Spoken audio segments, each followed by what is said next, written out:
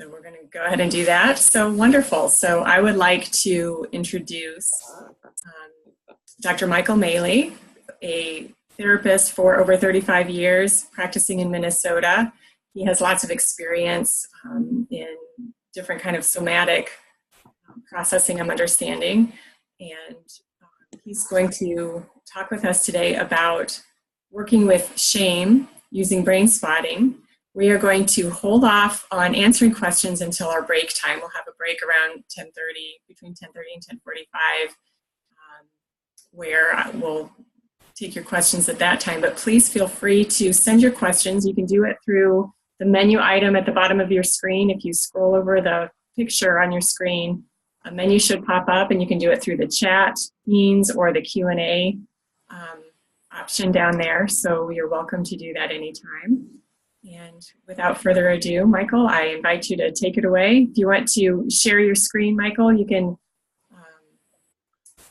scroll, move your mouse over the screen, and that menu should pop up at the bottom. And then you can click share whenever you're ready. Okay, and then I've got it. And then can I go to my slides now? If your slides are up on your screen. Oh, no, they're here. I got them. Okay, perfect.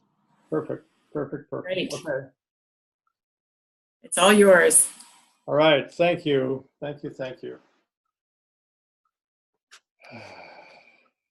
Okay. Good morning, everybody. And welcome to Engaging Shame with Brainspotting. It's an interesting topic, and it's a little ironic because I think shame is probably one of the most difficult things to engage in general with your clients. But also, it's very interesting doing it with Brainspotting because of the effectiveness of this modality in working with these kind of issues. So let's see here. There's two parts to this presentation.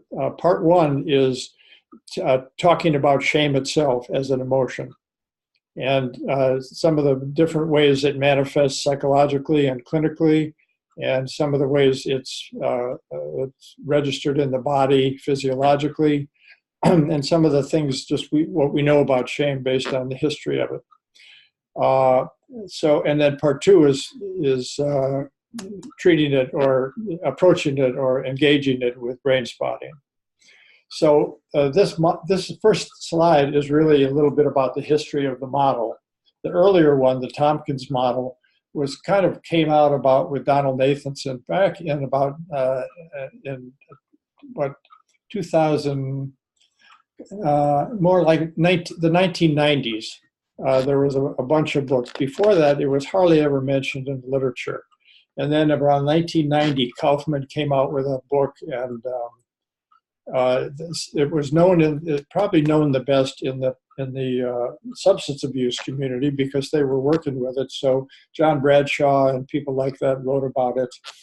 But the Tompkins model had it listed as basically as a hardwired affect. And so that was the current model up until Panskep came along, and he basically said, no, it's not a hardwired affect, but we're not sure what it is.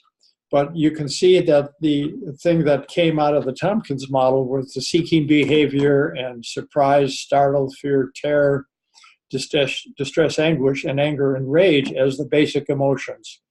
And shame, humiliation was sort of left hanging out there, not listed as a fundamental emotional state along with disgust and dismay.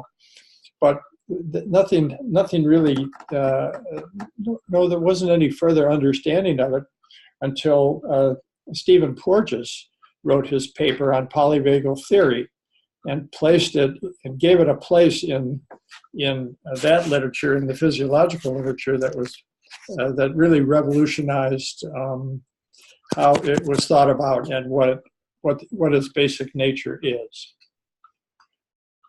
So shame was first conceived of as an affect. It is a hardwired thing, and the thing that they knew is it's an amplifier of whatever stimulates it. So it makes stronger all the impediments to contact and intimacy. So one thing they did know at that time is that it was an inhibiting emotion. And then it was also understood, besides the hardwired part, it was an emotion. And so that's when that affect gets linked with memories and past experiences to problems that people had and interruptions to positive experiences. And then if it becomes chronic and is triggered in a lot of different situations, it gets described as a mood. So shame can be a mood, and it can also be mixed with other emotions like self-disgust or dismay or self-loathing to become what's called toxic shame. Now, the physiology of it, I'm going to go over the work of Stephen Porges briefly. Some of you are probably familiar with this, just because it is the simplest model that you can use to understand shame that you can use to present clinically to your clients. There is a much more sophisticated material on shame that came out in the year between 1990 and now. And if you look, you have, let's see, let me just go back for a second. You'll have two handouts in front of you.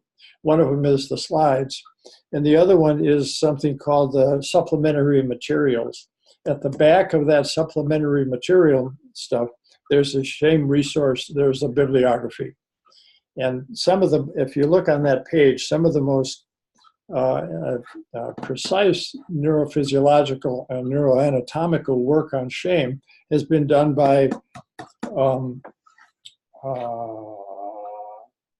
let's see, what the heck, was done by the guy who wrote a number of articles with David Grand, Frank Corrigan. And so if you're interested in the physiology of shame, the book to consult is the one in the shame resources, the fourth one up by Lanius, Paulson, and Frank Corrigan.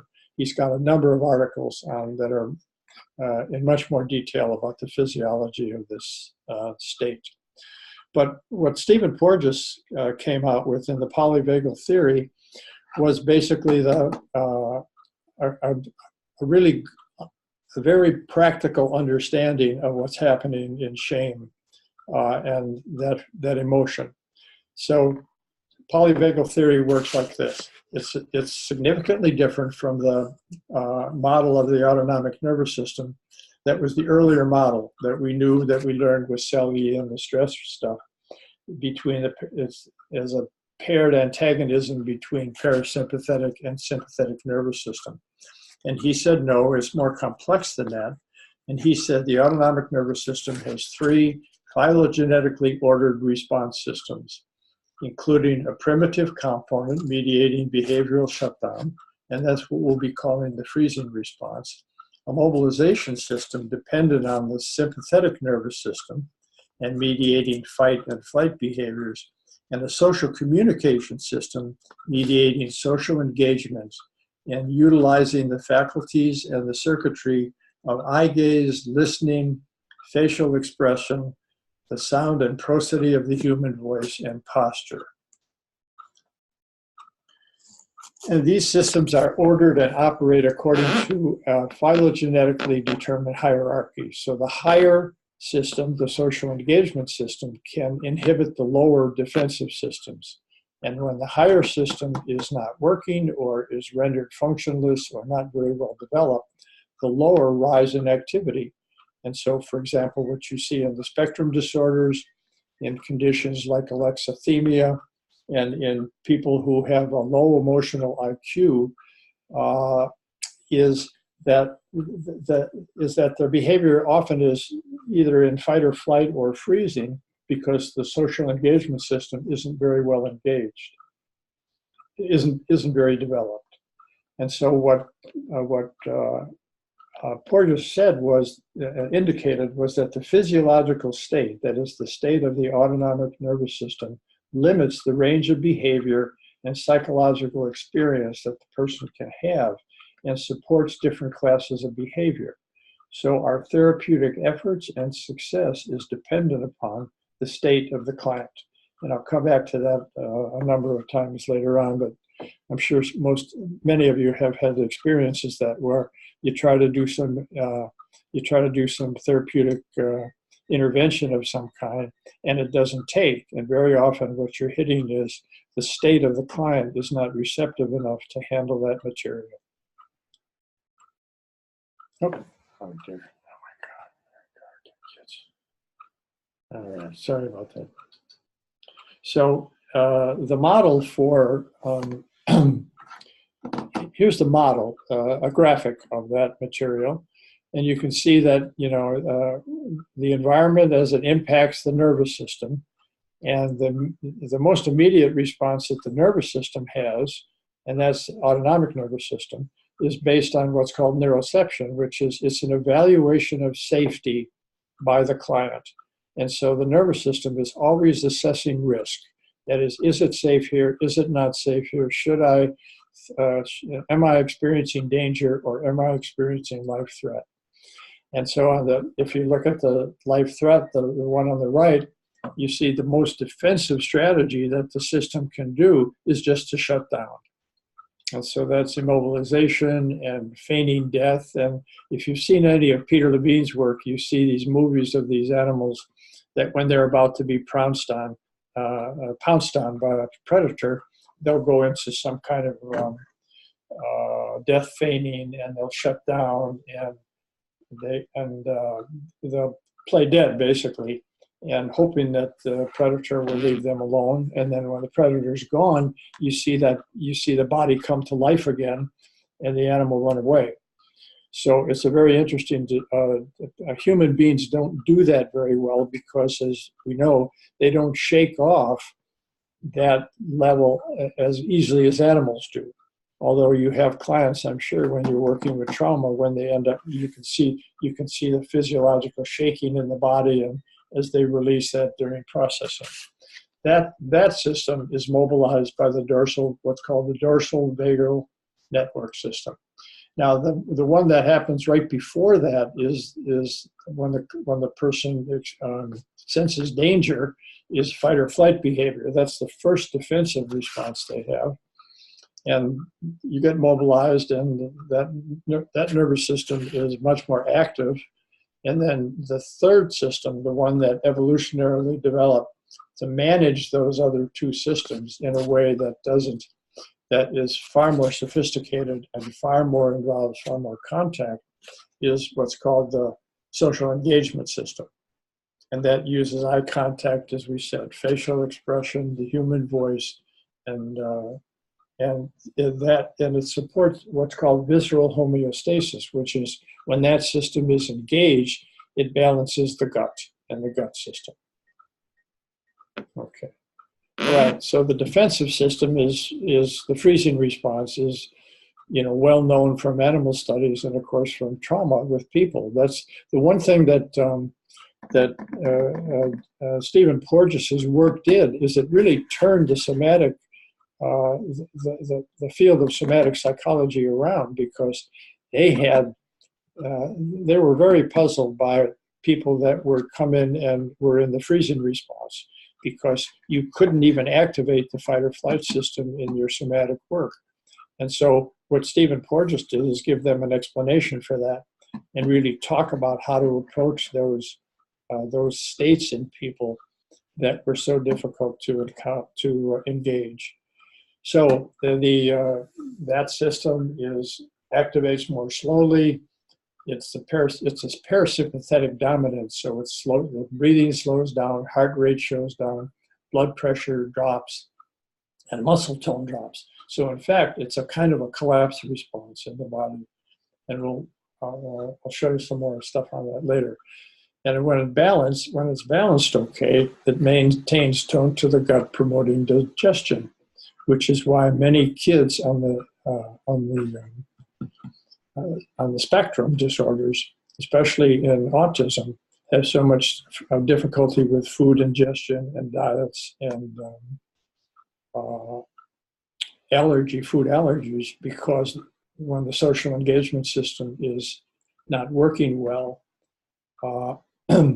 you have too much parasympathetic activity, And so you have difficulty with all the organs below the diaphragm. So the freezing response involves immobilization with fear. And it's activated when the higher systems are not effective. It's a last resort survival response and a primitive system for calming and down-regulating the emotions. It's emotionally associated with helplessness, which turns out to be a very important emotion to process with brain spotting when you're working with the freezing response. The mental state, of course, is dissociation, and it is the underlying physiology of shame. So this is our first glimpse at what shame actually is and was, and why it wasn't classified as a fundamental emotion, is it's basically a defense, okay? And it's also shared that physiology with traumatic grief. Now, the next system, the one that is the first response basically to danger, is fight or flight. And that's more activation. So you have more heart rate, you have sweaty palms, you have rapid breathing, you have adrenaline and cortisol, emitted from the midbrain. And so it's the somatic reaction to danger and threat. So both mobilization and freezing are responses of our limbic and reptilian brains, and they're not conscious decisions. They're just done by another aspect of the nervous system, and Stephen Porges called that neuroception. And so if you have lots of levels of unresolved stress, you have a long list of behavioral and psychological and somatic functions that add to your distress levels and your levels of illness. It's the initial response to situations that create shame. So the initial triggers are the loss of connection and the interruptions of need satisfaction. And of course, the mental states associated with fight or flight is evaluation and judgment. So when you see a client who's very judgmental and very critical and so on, you sort of know right off the bat that they're probably mobilized because the social engagement system is not strong enough to inhibit that activity. And so they go into fight or flight, they get mobilized, and then they become more judgmental in their psychological states. Okay, and then the last one, the most recently evolved system, is it gained, or in evolution, it gained dominance over the defensive system. So as more face-to-face interactions were possible, more sophisticated ways of handling that fight or flight system engaged. Okay, so it's a sophisticated neural system. It can inhibit at the level of the heart, the fight or flight system, and give us a chance to calm ourselves without using the older reptilian mobilization strategies.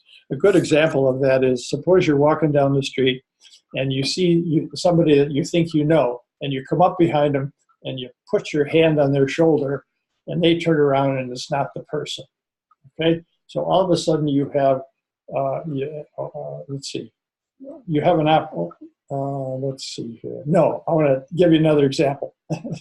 Cancel that one, I'll use it later. Here's the example. You're walking down the street and somebody bumps you harshly, okay, and kind of almost knocks you over. And if they walked away, you would find yourself in fight or flight. You'd be angry, you might get scared about that. But if they just stopped for a moment and they turned to you and they said, look, I'm very sorry. I was a little clumsy. I didn't watch where I was going. Are you okay? And so on. You can see how immediately that would calm you down. And so that's the social engagement system, and and leaving you without the need to go to fight or flight or to freezing or to get scared or to get angry or to do whatever you're going to do. And so you can see football players do that all the time. If they hit somebody really hard, oftentimes they turn around and they give them their hand and they lift them up. So that keeps the system out of fight or flight, and powerful way that you can see that social engagement works to inhibit fight or flight. Now, fight. And so, Michael, I'm going to interrupt you here just real quick, just because something, it sounds like something went over your microphone, so it's muffled all of a sudden. I'm not coming through as well. Yeah. I've got mine on full blast. Okay. I can hear you now, but for a minute there it was muffled, so I apologize. Go ahead. I'll try not to talk into my shirt. Okay. So it's very early. Social engagement develops very early, and if we have some time this morning, I think I'll take it. I'll show you some still face experiments so you can see how that works in a child. And so it allowed the myelinated, the fact that the fibers are myelinated and so on, the physiology, it gives you a speedy and controlled interaction with the sympathetic mobilization response to stress. Okay. And this system allows mobilization without fear, as in holding, loving, nursing, and sexual behavior. Oh, come on. Oh, man, my computer is doing some really funny things to me. Okay. So, but the social engagement is part of a larger social nervous system, and there's additional brain systems involved in the activity of the SES. But the social engagement system either supports or detracts from the functioning of the social nervous system. Because, for example, you find in some of the Asperger's kids and things like that, they see social engagement working, and there's a part of them that says, yeah, I would like to have that experience. Because the social engagement system is not developed, they can't pull it off. They can't do it. They don't have the feeling states internally that suggest that allow them to sort of do that. So you see where if the autonomic nervous system is not in line with what is necessary, the other parts of the brain can't work to support it or to help it develop.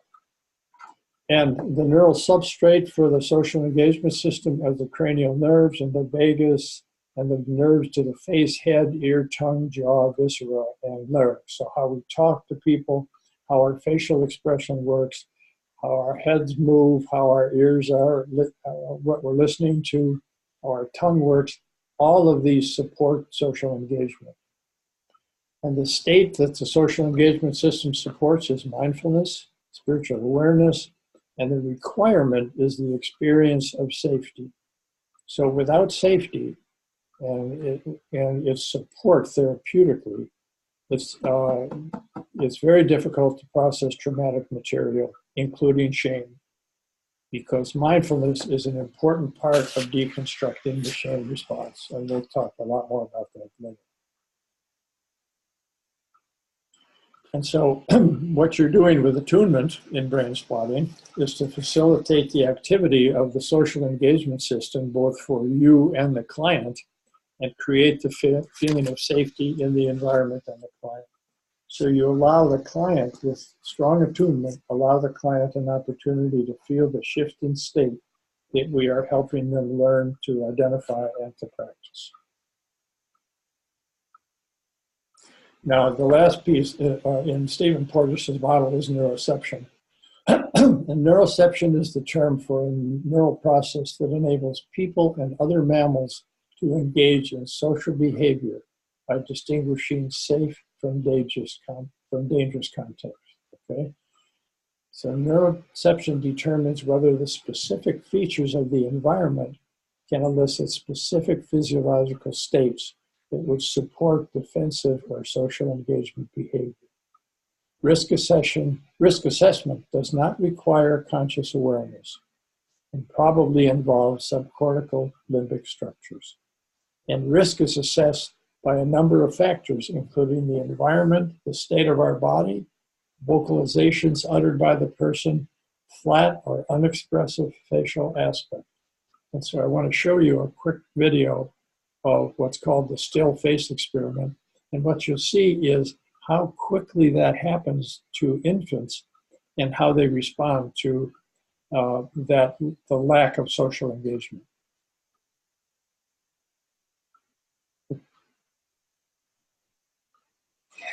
Babies this young are extremely responsive to the emotions and the reactivity and the social interaction that they get from the world around them. This is something that we started studying 30, 40 years ago, and people didn't think that infants could engage in social interaction. In the still face experiment, what the mother did was she sits down and she's playing with her baby who's about a year of age. I'm like a girl. Oh. And she gives a greeting to the baby gives a greeting back to her. This baby starts pointing at different places in the world, and the mother's trying to engage her and soothe her. They're working to coordinate their emotions and their intentions, what they want to do in the world. And that's really what the baby is used to. And then we, as the mother, did not respond to the baby. Baby very quickly picks up on this, and then she uses all of her abilities to try and get the mother. She smiles at the mother. She points because she's used to the mother looking where she points. Baby puts both hands up in front of her and says, "What's happening here?" She makes that screechy sound at the mother. Like, come on, why aren't we doing this? Even in this 2 minutes, and they don't get normal reaction, they react with negative emotions, they turn away, they feel the stress of it, they actually may lose control of their posture because of the stress. Okay. I'm here. And what do you do? Oh.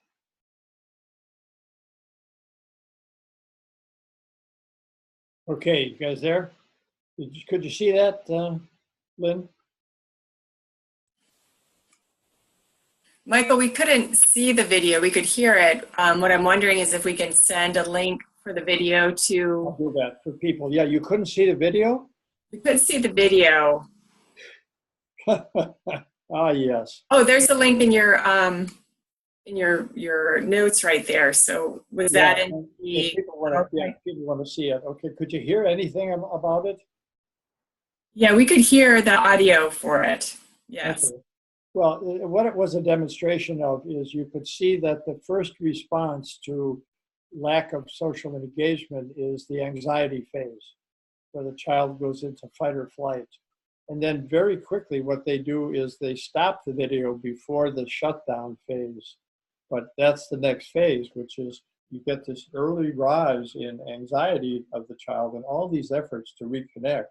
And then you have the child shutting down, and they didn't put the baby through that part. But that's so you see the first part where the anxiety about misattunement and attachment goes up, and then the second phase of it is when you go down into social engagement. So I mean, you go down into the freezing response. So you start out fight or flight, and then it goes down into freezing. So, okay. Okay. Now, just as a summary, there's 3 circuits in the autonomic nervous system. They support social engagement, mobilization, and immobilization. And so when the environment is perceived as safe, body states regulated efficiently. You have an increase in the influence of the vagal motor pathways to the heart, the vagal brake.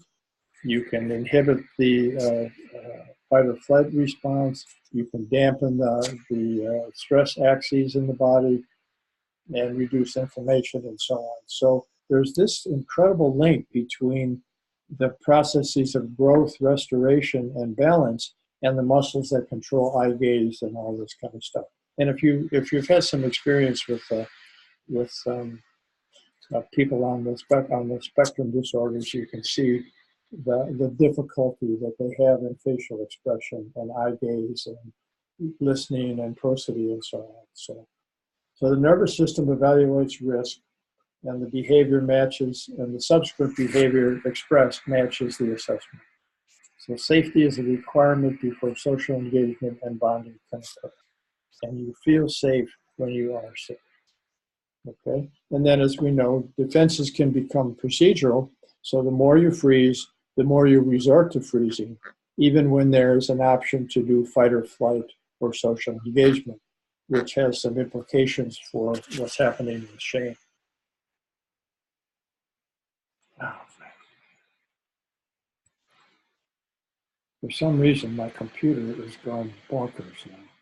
Okay, this is one of your handouts in the supplementary materials, and this is the one that I'll show clients if I'm trying to explain the social engagement system to them. So I'll, because sometimes what we'll find is that one of the difficulties of shame is they don't know what it is, and they don't know where it fits in the nervous system. And so this polyvagal theory model is very helpful in terms of helping people understand where they're at, why they're feeling the way they're feeling, and why their behavior is what it is. So it's got all the summaries on there. On the right-hand side, you have the states of mind associated with those states, and then you have the three the three states of the autonomic nervous system. And so it's if you find that when you're working with shame, that's a useful graphic and a useful way to explain to people what they're experiencing. Okay. Now, just in general, in a non-traumatized system, the polyvagal states are very fluid, and people can move very quickly from safety to fight or flight, from fight or flight to safety, from freezing to safety or fight or flight. So helping people put names on these states and identify them is very helpful for clients. And the mindful attention to them allows more containment and less reactivity. Because the shame affect is generated in the midbrain, but it requires higher cognitions for its contextual triggering, that is what brings it on. So it's called a self-conscious emotion. It's a very complex emotion in the nervous system. But basically, the midbrain component of it is about withdrawing and hiding from physical danger, and the person's brain also uses these circuits for avoidance of the pain of failing to socially belong or be able to protect the self from harm. Okay? And trauma narrows the window of tolerance, so the extremes of hyper and hypoarousal are more often experienced. So they're more sensitive to stress. Okay, and here's what shame looks like in the level of the body. The one on the left is Stanley Kellerman. If you know his work, he's done some really wonderful pictures of the different character structures. And here's the freezing response. Here's what the nervous system is doing when you have that extended periods of helplessness and the fight or flight isn't working. Here's the one in the middle is really a body map of what shame looks like in the body in a shame state. And you notice that the hands and feet are black, which says that when you're in the freezing response, the hands and feet get cold. And there's some things that you can sometimes do somatically to help a person deal with that feeling state. You also notice that there's not a lot, there's not a lot of energy in the core, although it's sort of like the picture on the left. It is where the energy goes internal, away from the limbs, which is why it's the immobilization response. And then you have the stuff around the cheeks and the face, and that's the experience of embarrassment. That's where people move out, and the energy goes there and is the strongest in that part of the body. And that's contrasted with the picture on the right, which is just happiness, which is that there's a lot of energy in the heart. There's energy all over the body, and there's a lot in the social engagement system up around the face. You can see it's very highly charged in those positive states. And here's the graph that we talked about that the baby was going through. So you'll see the obstruction of the need to attach. So you seek safety, relief from pain, fear, and rage. And then when that doesn't happen, you go up into separation distress. And if you go up above your window of tolerance, then you can get stuck in that. And so many anxiety disorders are based on the person, on those attachment origins, where the person gets scared and then they stay scared. Now, if it keeps going and it's more severe, then it tanks and it starts to go down. The parasympathetic system kicks in, and then you can get stuck on off. And that's the shutdown place that you often see in toxic shame. Okay, and then as some kind of a as you come out of that, if you sometimes those are temporary states like a shame attack and so on. And then when you come out, though, you can see your window of tolerance is narrowed and you're basically more detached and you're more socially withdrawn. Here we go again. I'm so sorry about this. Okay, so basically it's the idea is that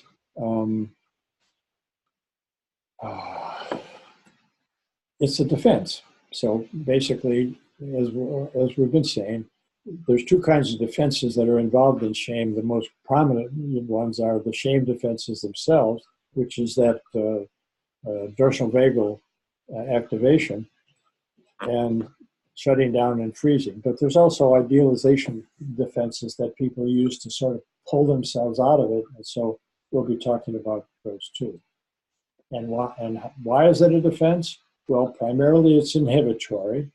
It's a wordless state. Speech and thought are inhibited. So, kids in school that are shame-based, when they're called on and they can't say anything, I've got a number of clients that have said, well, then they got put in the bluebirds or the other group that was slower and easier to do, and the material wasn't as complicated because they thought they were stupid.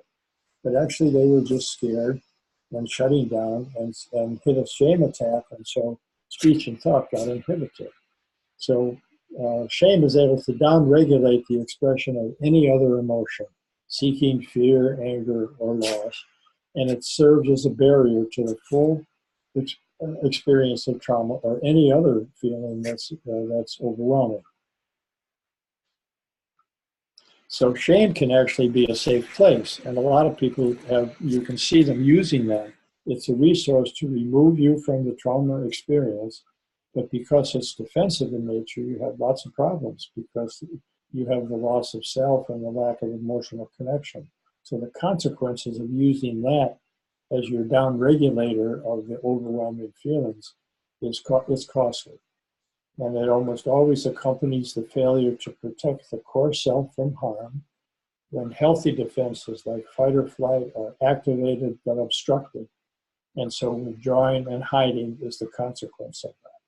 So people move from fight or flight into freezing when they can't do anything. That's where the helplessness comes in, where they can't do anything about what's happening in their environment. Okay. Now, so shame can be a solution to an overwhelming problem, but you can reframe that in clients, and we'll talk a little bit about reframing later too. It can be framed to reflect its emergence as an aspect of neuroception and its survival qualities. So sometimes I will just talk to clients about how it saved you. It was a good solution you did. It was okay to shut down because you had no other choices. And so it's got survival qualities. And so at least when you're viewing it rather than hate it, why don't we see if we can mindfully go in to see what its value was in your development and how it helped you. And of course, shame is created at all the levels as a sensation. It's there as a body pattern. It's there as a belief. It's a set of cognition, words, and thoughts. And all of those can be access points for processing shame in the setups. And in traumatic chronic shame, it gets established as a procedural implicit memory. So it's a posture and it's a way of being, and it goes unconscious.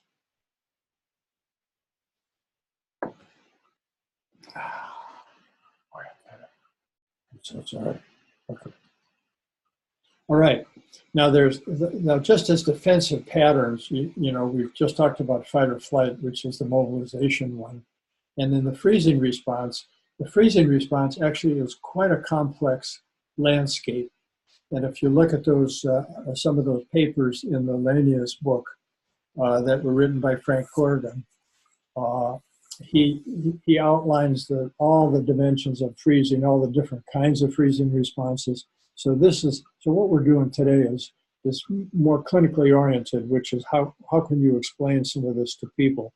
But if you look at depth of the freezing response, it's actually quite a complex neurophysiological system. You can get freezing in your perceptions. You can get freezing. You can get tonic immobility in your body. You can have different kinds of freezing depending on the situation and so on. So, but basically, the two biggest patterns in freezing are you submit, so you give in, and you comply. Basically, it's like an appeasement posture, where the dogs are fighting and they show their neck, and then when they show their neck, the other animal backs off sometimes and doesn't bite it. Or you have collapse, which is you become small and you cringe and you hide. And of course, which one the child picks and the person picks is dependent upon which one is the safest one to do, which one provided the best solution to what the family was presenting. But basically, they're all about the same thing, which is how do I handle overwhelming feelings? How do I protect myself? How do I get my needs met? How do I please people? And how do I be loved? Okay, so these are all just adaptive patterns that the person comes up with because the defensive modes have been engaged.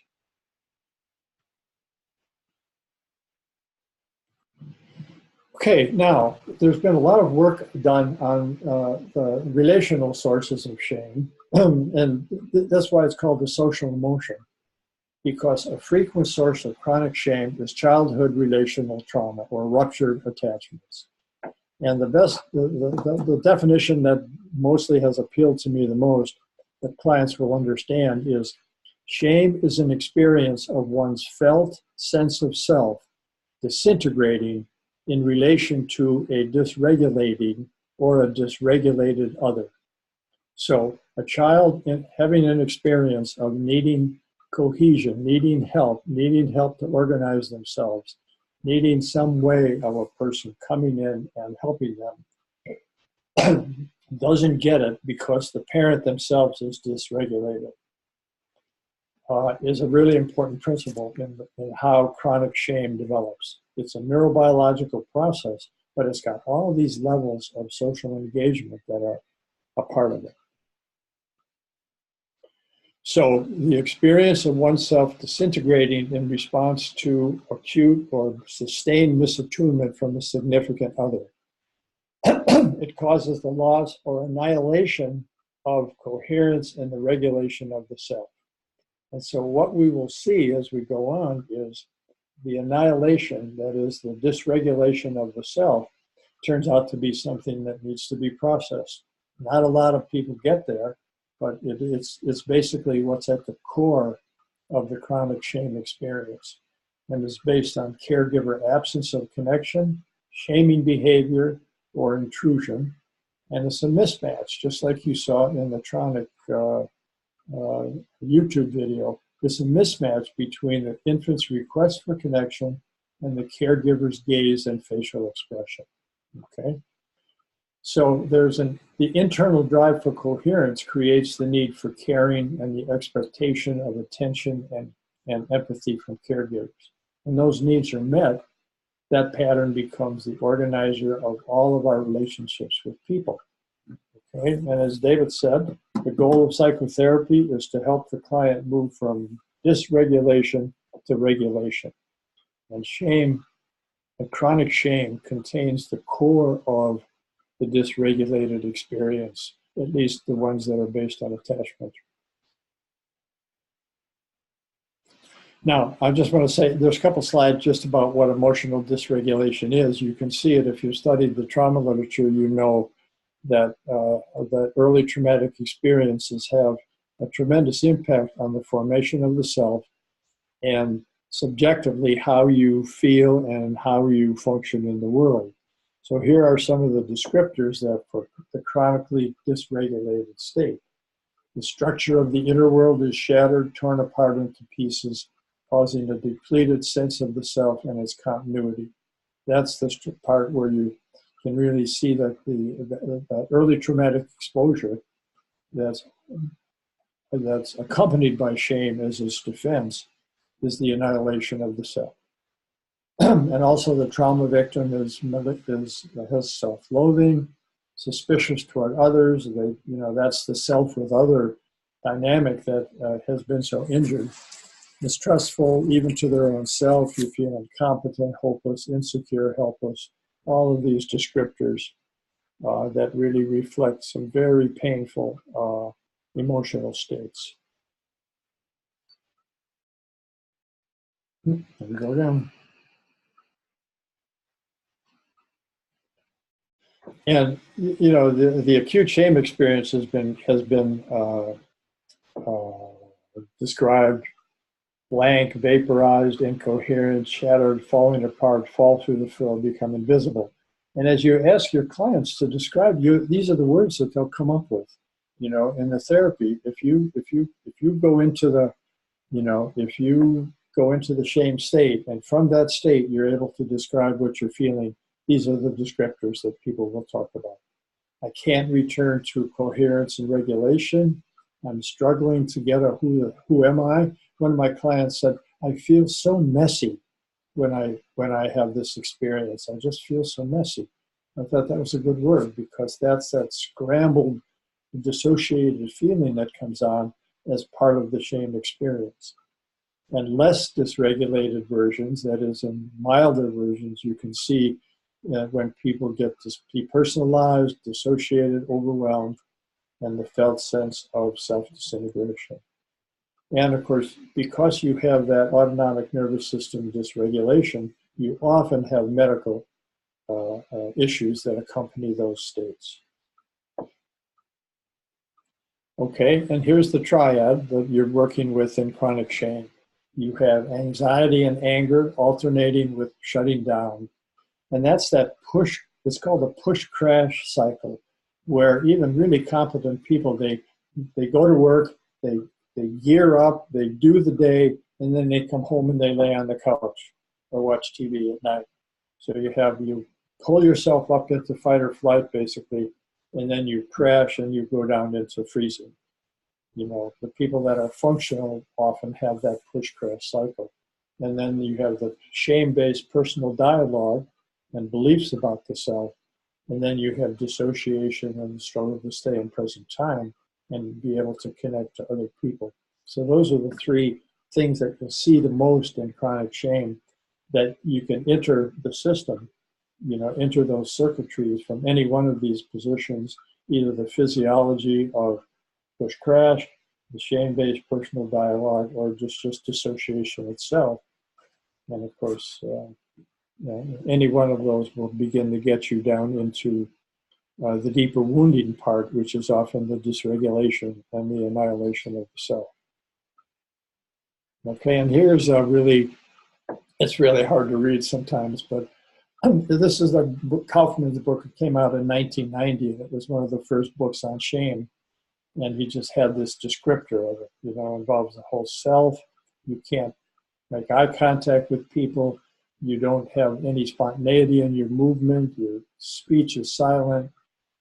Exposure itself is a tremendous trigger, and you don't want to talk about it with other people. Feeling exposed, and your internal self, you're suddenly watching yourself. The self-consciousness that occurs. And you stand revealed as a lesser, painfully diminished in our own eyes and in the eyes of others as well. So it's not much fun. You know, it's just not a pleasant state, as those of you who have had it know. Now here's just a nice list of what a dysregulated other looks like. Okay, and you have dysregulated others that are shaming and really do put the child down or put the person down, very judgmental. You have indirect shaming, which is, well, I'm very disappointed, and you could have done better, and so on. And one of the strongest sources of shame is for people as adults when they come in to work with it, is the fact that their expectations of themselves are enormously high. And so every time they try something to do something, they disappoint themselves. And of course, you can track that back to the parents either having enormously high expectations for the child, and then when the child didn't make that, the disappointment gets integrated into the system. And so the child then walks around disappointed in themselves. And neglectful, if you're neglectful, what didn't happen to you, which is often the misattunements. The grandiose is, you expect, like the disappointment, you expect very high performance from the kids, and of course, they can't do it, and they can't sustain it anyway. Self-shaming is a model, so the parent is self-shaming and just models the child and how to treat yourself. And then the child, interesting, the energetic piece, which is if you're with an internally abusive, shaming other, the child then imprints from that. So the child follows the energy system of the parent, and without even knowing it, goes into shame because of the resonance between parents and children as you grow up. So energetically, the child has that issue, has no way to explain it, and just ends up living with it until they discover some other way to deal with it, or to be able to what we will call bringing shame into the light. Oh man, listen. Okay, now here there's a number of psychological. When Nathanson wrote his book in 1992 and so on, they really just had a lot of descriptors of what shame does and how it gets triggered. So these are not so much about sources as about triggers. So shame interrupts, takes over, inconveniences, trips up anything that had been previously interesting or enjoyable. And it's the great undoing of whatever had been exciting or pleasurable. And so shame is the affect most likely to produce attention to the self, painful self-awareness. It can interfere with every pleasant way we know ourselves. It can be a teacher pulling us into ourselves to think deeply about ourselves. It's the affect most likely to produce self-fulfilling prophecies. And it's triggered whenever there's an impediment to a positive outcome, like an interruption in connection to another or any stimulus that arouses interest, excitement, or enjoyment, joy. Now you see that a lot. Like they did some experiments with infants where the baby would be sitting there and they'd have this bank of really pretty lights that are going on, and the child would orient to that and go over there and start to look at it and begin to derive some pleasure, and then they would shut off the light. And so what's happening is the child is organizing around a connection to even something that's inanimate, basically. And then so all that energy goes out to the surface. It goes out to the hands, it comes up to the face, it gets engaged in the social engagement system, which is the child's now listening and looking and so on. And then the light stops. And so the dilemma that the person is in is, well, what do I do with that energy? What do I do with that movement of energy in my body? I have to somehow close it off and shut it down. If somebody will help me get another thing to focus on, I can reactivate it. But sometimes if nothing happens, then, and that's the shame response. You see, that's where shame comes in as an inhibitor, which is, okay, I'll deal with that energy by shutting it down. And if there's any negative things involved in the transaction, you have an additional reason for, a scolding, or something happens, or if you're shocked or something by the light, which they didn't do. you have that experience of the contraction. So then you have the contraction.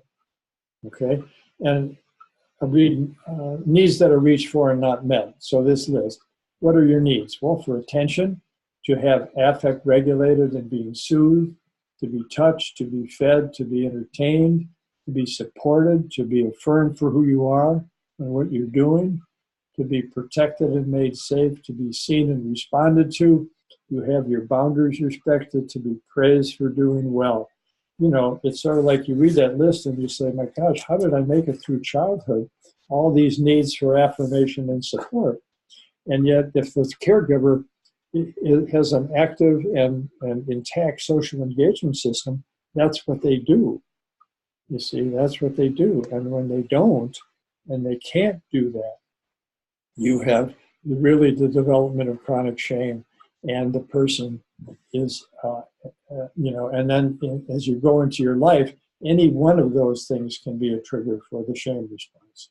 So shame can be interpersonal, it can it can generalize to performance, and it certainly has a developmental core.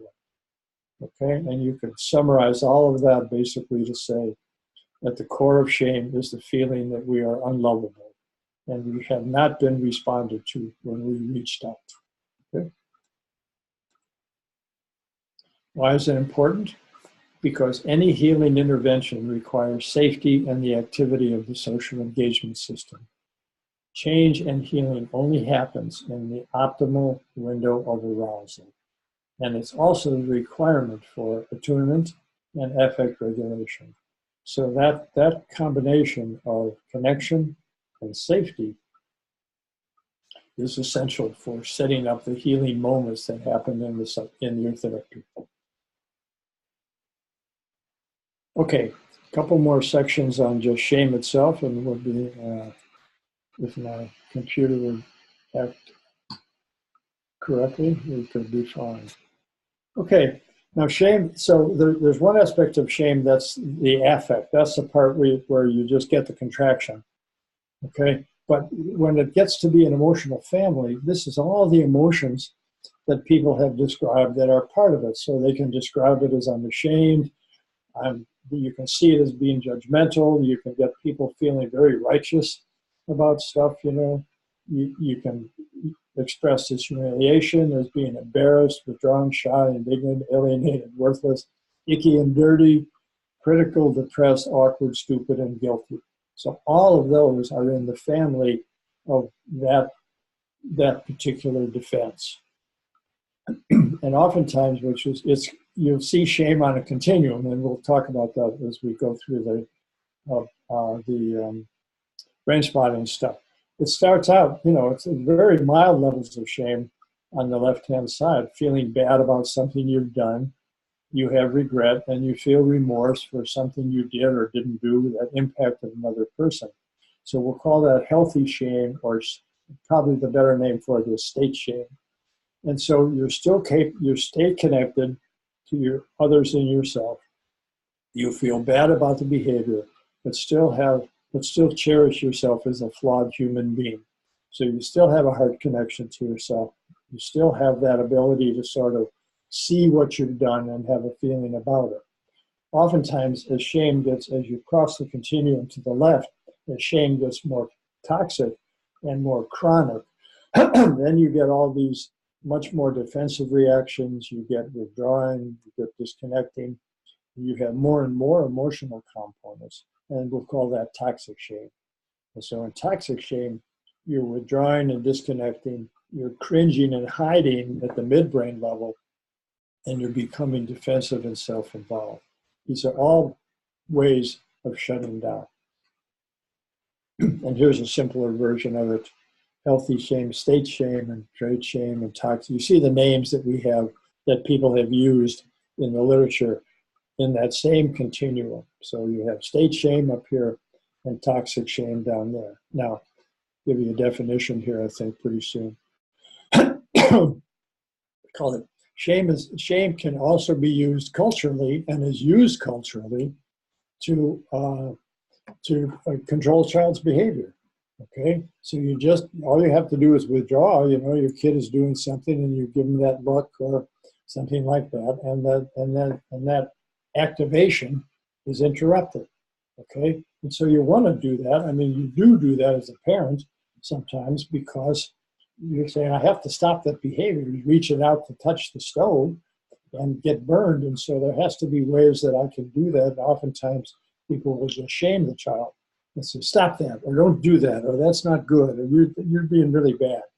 My mother used to shake her finger every now and then. So it's used often as a guide for what we don't do, what we should not. Okay. Now, non-toxic shame, if it's state shame, as we'll say, and it's not that deep and not that embedded, it's more available for change, since the moment of its creation can be accessed more readily. So it's not so implicitly buried, and it's not so unconscious. So non-toxic shame then can be triggered by defeat. I'm a loser, I'm weak, I'm alone, being overwhelmed by and helpless by a more powerful opponent, and by a lack of attunement and the experience of social inclusion. So you can see the same variables happen in state shame or non-toxic shame, but they're not as severe and they're not as profound. Okay. Oh boy, it's happening more often too. I don't know why. Okay. And then in guilt, of course, there's a difference between guilt and shame. In the shame, I'm a bad person. And in guilt, I'm a worthwhile person who did a bad thing. And guilt does not impact the core identity. And shame involves being exposed as a defective person and cannot be separated from the self-other relationship. So you can see that shame goes to places that really do involve the definition and the experience of the self.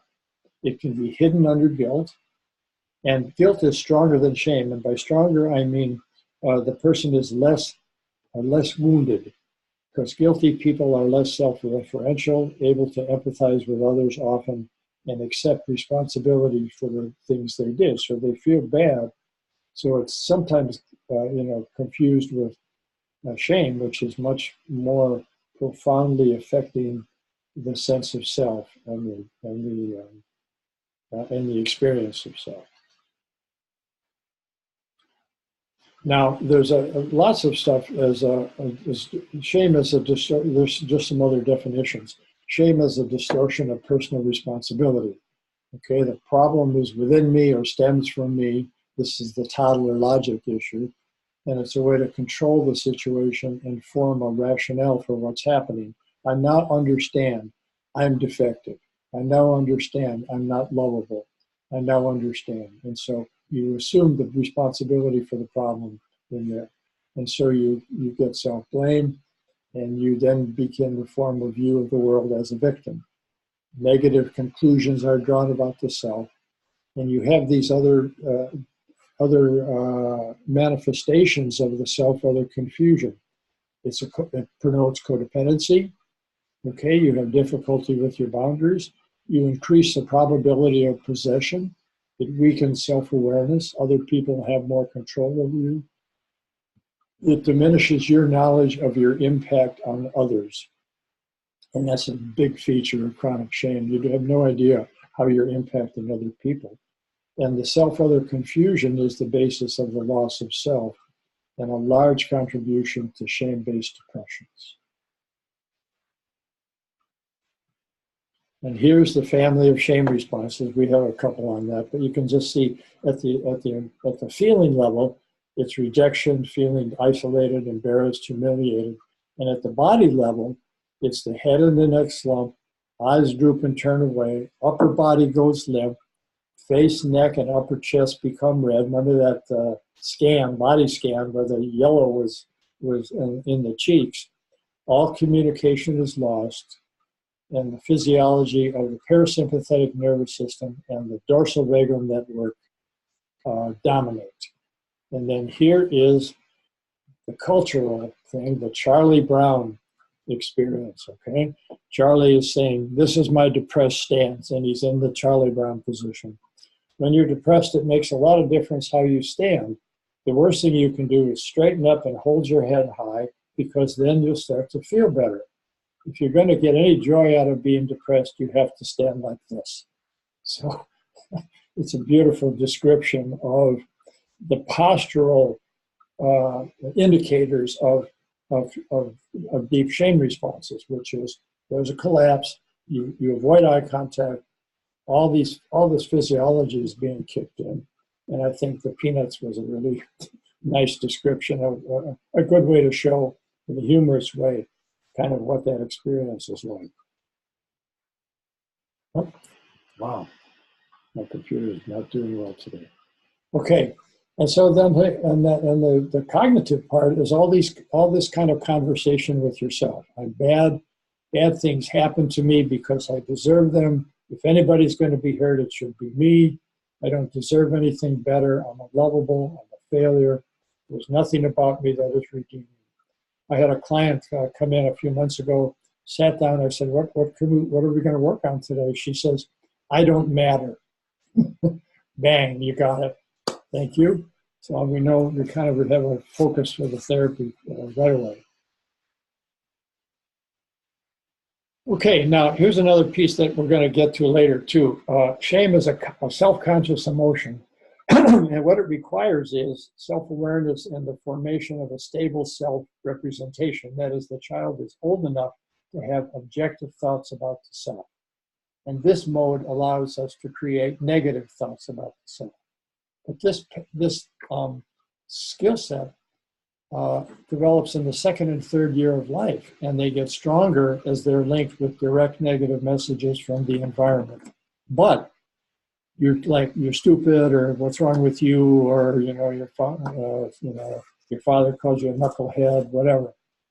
But the cognitions do not occur simultaneously with the emotional experience. In other words, the thinking pattern of the dialogue, cognitive part, is not even a necessary component of shame, because shame is fundamentally can start with birth, if not even in the fetus, okay?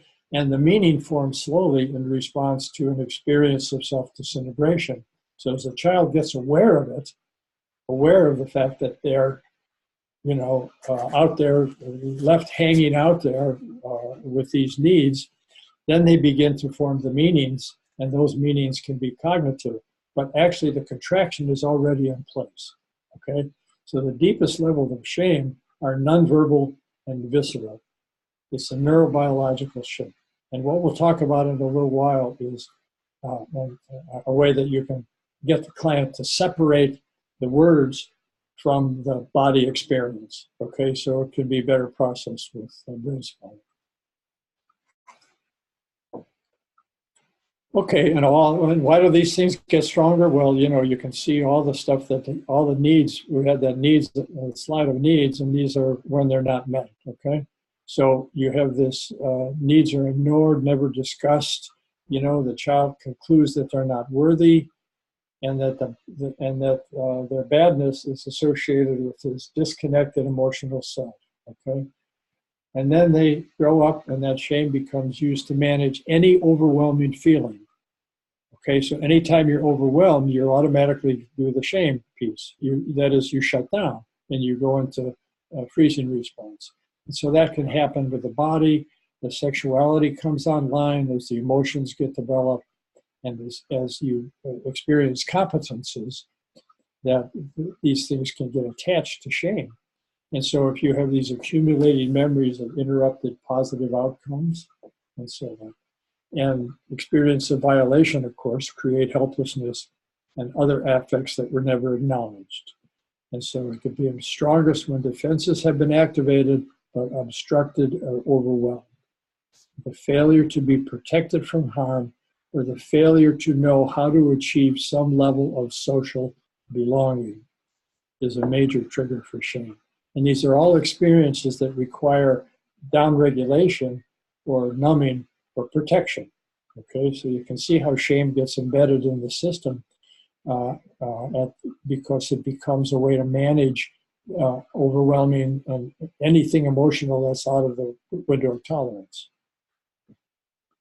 Okay, now we got one more aspect of shame, and this is called the compass of shame. And because shame is such an unpleasant thing to experience, that contraction, there's all these defenses that are associated with trying to defend against the experience of shame. And this is called the shame compass, and allows you to live with, but not be able to have, not be able to experience the shame constriction. Okay, and those are at the top, withdrawal; on the left, on the right, attack self, avoidance in the bottom, and attack others. I'll show you what those look like. The withdrawal pull looks like the classical shame response. Okay, you pull in, you withdraw from connection, you do the collapse. Okay, you don't want to be out with people, you become a shy person sometimes. You get quiet, you space out, you have a depression, you cringe and hide. That's the Charlie Brown posture. And you don't even want to look at eye contact with people.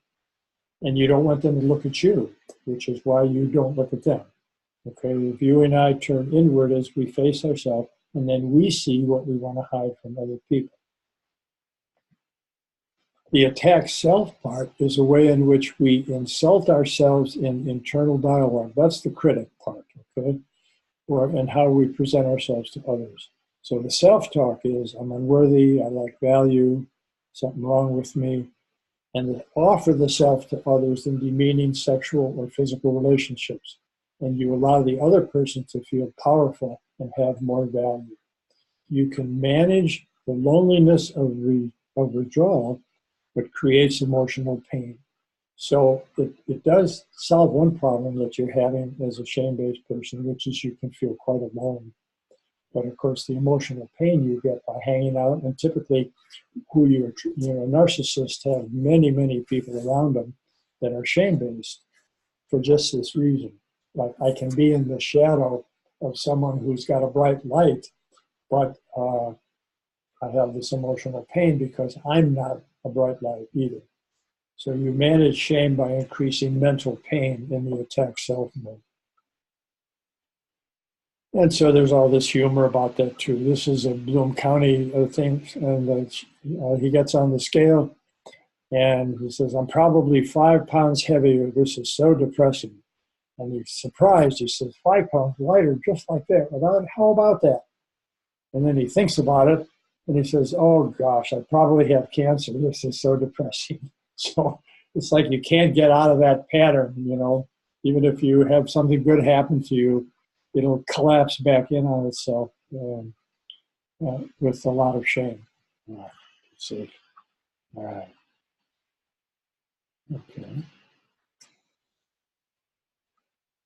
Okay, and so the triggers for shame are are often in.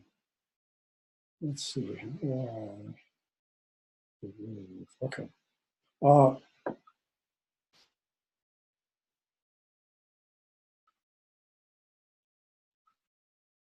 This is avoidance. I think it is. I lost mine. No, this is a attack self. Okay, so you can a major trigger for shame, if you have it established in your system, is it can be triggered by loss of relationships. So that's the clients that come in and say, well, I had my boyfriend. It was really exciting. We did the good things, and then he broke up with me, and then that person goes into a slump, which can sometimes last for weeks, sometimes months. They're hard to get over that. I have a client, I'll show you in the case history, that was very excited about getting a job. It didn't happen, and he just completely tanked. And so it took him 3 weeks to come out of that depression, that level of depression. And you have all the self-talk. I'm a failure, I'm defective, I'm not good enough. And so this kind of loss accompanies the loss of self, the inability to experience the self at any level without judgment, and regard yourself positively as a gift to the world and having intrinsic value. Andrew Wildwin, who was an old EMDR therapist many years ago, called this the unlivable agreement, the conditions the child was forced to accept in order to survive. So this agreement compromised development, autonomy, satisfaction, and so on. So it's a powerful trigger, of course, as we know, because of the relational pieces for shame, affect, and emotion. Now, the avoidance thing is the one that you see most sometimes in the substance abuse community, because as they've established, and it's known for a while, shame is soluble in alcohol. So if you're a shame-based person, your drinking solves your problem temporarily. And so you get to do things and you get to act in ways. Clients will tell me, look, I have 2 drinks and I feel good about myself. I like myself. I can talk. I'm funny. All of these pieces in me. And then when I come out of it, the next morning or the next day, I'm back in that frozen state again. So it's so you can see the call, why it gets so established in alcoholism and all the substance abuse patterns have that piece. Shame is soluble in lots of things. It's soluble in crack. It's soluble in cocaine. It's soluble in opioids. It just goes away. You can act out in shameless ways, as an avoidance. I'll show you who's bad. You can have a lot of performance stuff. I can overwork, overdo, overgive, overstrive, and I can focus on those things that bring me pride and affirmation, compliments and approval, and ignore the situations that make you feel bad. So I'm pursuing idealization and the feelings that go with that, which is relief and a sense of safety. So you're using shame as your safe place. And deep-seated character patterns or personality patterns like narcissism, in which there's a strong attachment to an image of specialness and grandiosity and behaviors that avoid criticism and invite affirmation. So narcissism is an escape from a self prone to feeling disintegrated. Okay? And see all the clinical issues, all the clinical patterns that shame is embedded in. And they're, as you can see, it's very associated with just any kind of wounding patterns in the psyche. Narcissism, phobia, envy, domestic violence, addictions, and so on. These are all shame-based disorders that have other contributions, but shame is always a part of the system. And then you see the Cartman triangle, the victim, perpetrator, rescuer, that you see sometimes in victims, and withdrawals, and just our own compass over here on the left and the bottom. Oh,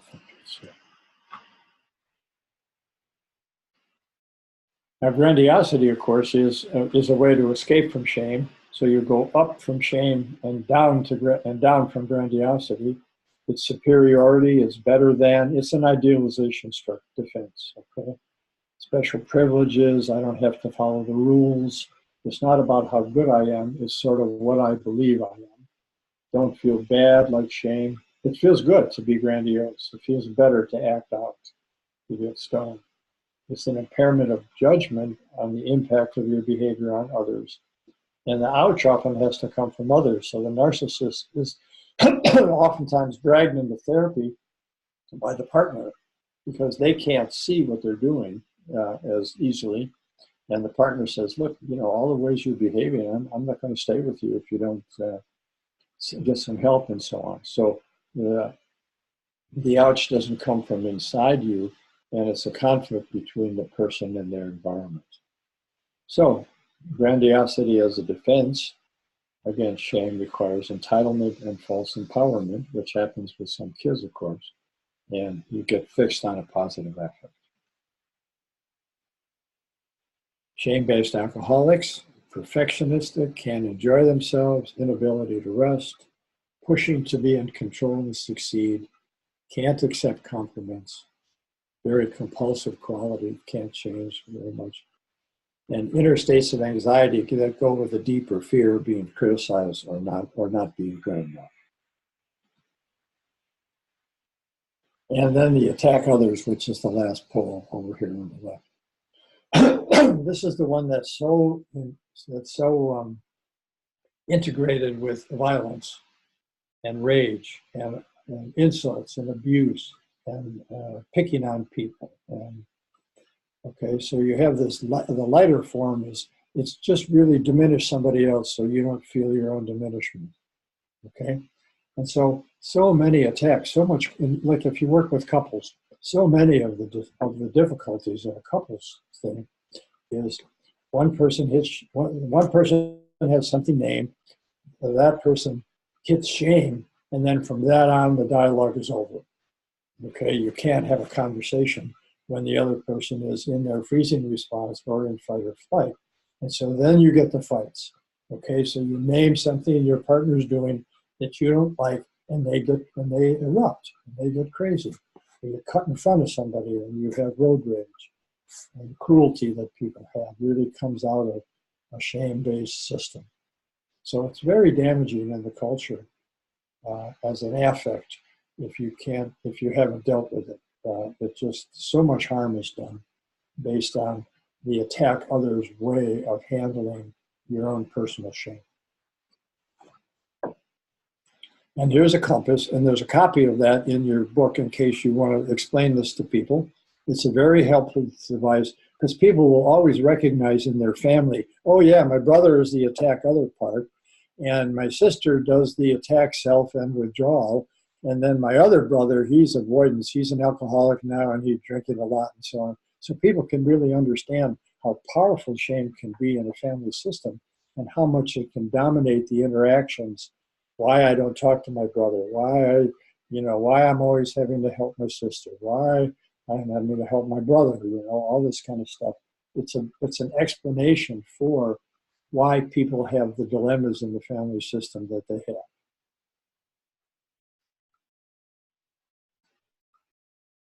Okay, so we're done with the first part pretty much.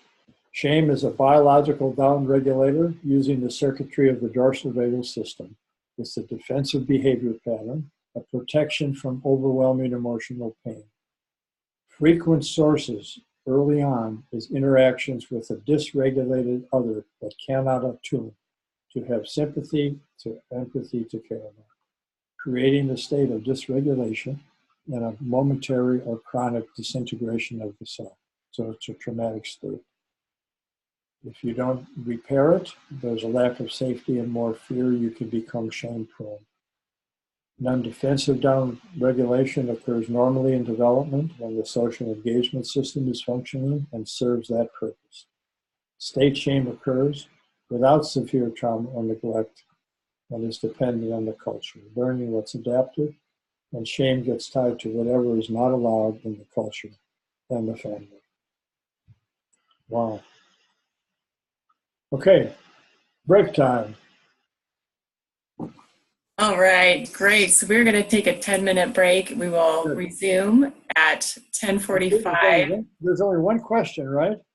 Yeah, and that's actually about your lighting. So we can address that while we're breaking here. But if anybody has any questions, please feel free to type it in either through the chat function or the Q&A function at the bottom of your screen. Okay. And we'll address those questions in about 10 minutes. Thanks, everybody. All right, so we are back, and we had one question come in specifically about brain spotting. Caleb was asking, for clients that have a lot of shame, especially with a highly dysregulated family of origin, when I ask them to notice what they are feeling in their body, they actually go numb and lose the activation spot. Seems like the overwhelm reflex shuts down the activation. How can I help them stay with that so that we can do brain spotting? Okay, I think for clients like that, there's a learning curve, which means that it's a pretty normal response for people when you go to the body. For chronic shame people, when you go to the body, you don't get much awareness. And so part of the therapy has to be just this, a certain amount of somatic work to get them to pay attention to those sensations enough so you can sustain the activation spot, the brain spot. Okay, And so it's like you're helping them, you're teaching them a skill that they don't have, which is body awareness. And so I think there's a stretch of doing some somatic work with people that help that bring the awareness of that system online, bringing the sensation base online. And I'll talk about the brain spotting interventions that I use to do that when we get to it. Okay. All right. So we ready?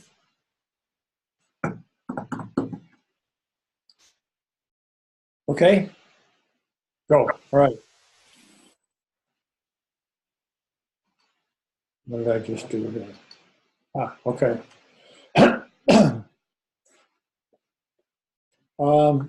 Okay, I'm going to have about 3 or 4 slides or so where I just talk about the shame experience and about how to approach it.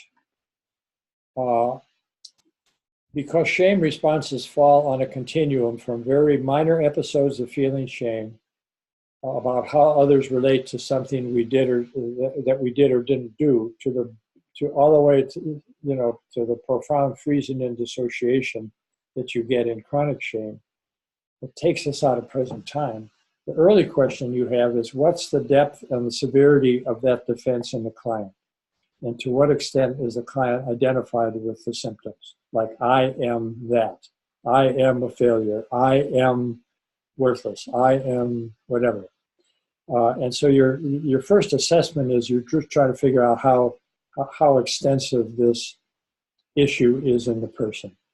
Now, usually the term state shame is used to describe clients that are not completely captured by the defensive response of freezing and can connect to you and either have or can learn basic emotional regulation tools.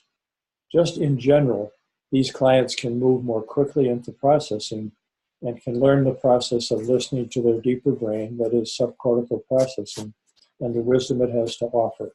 And you can manage the releases that occur with brain spotting.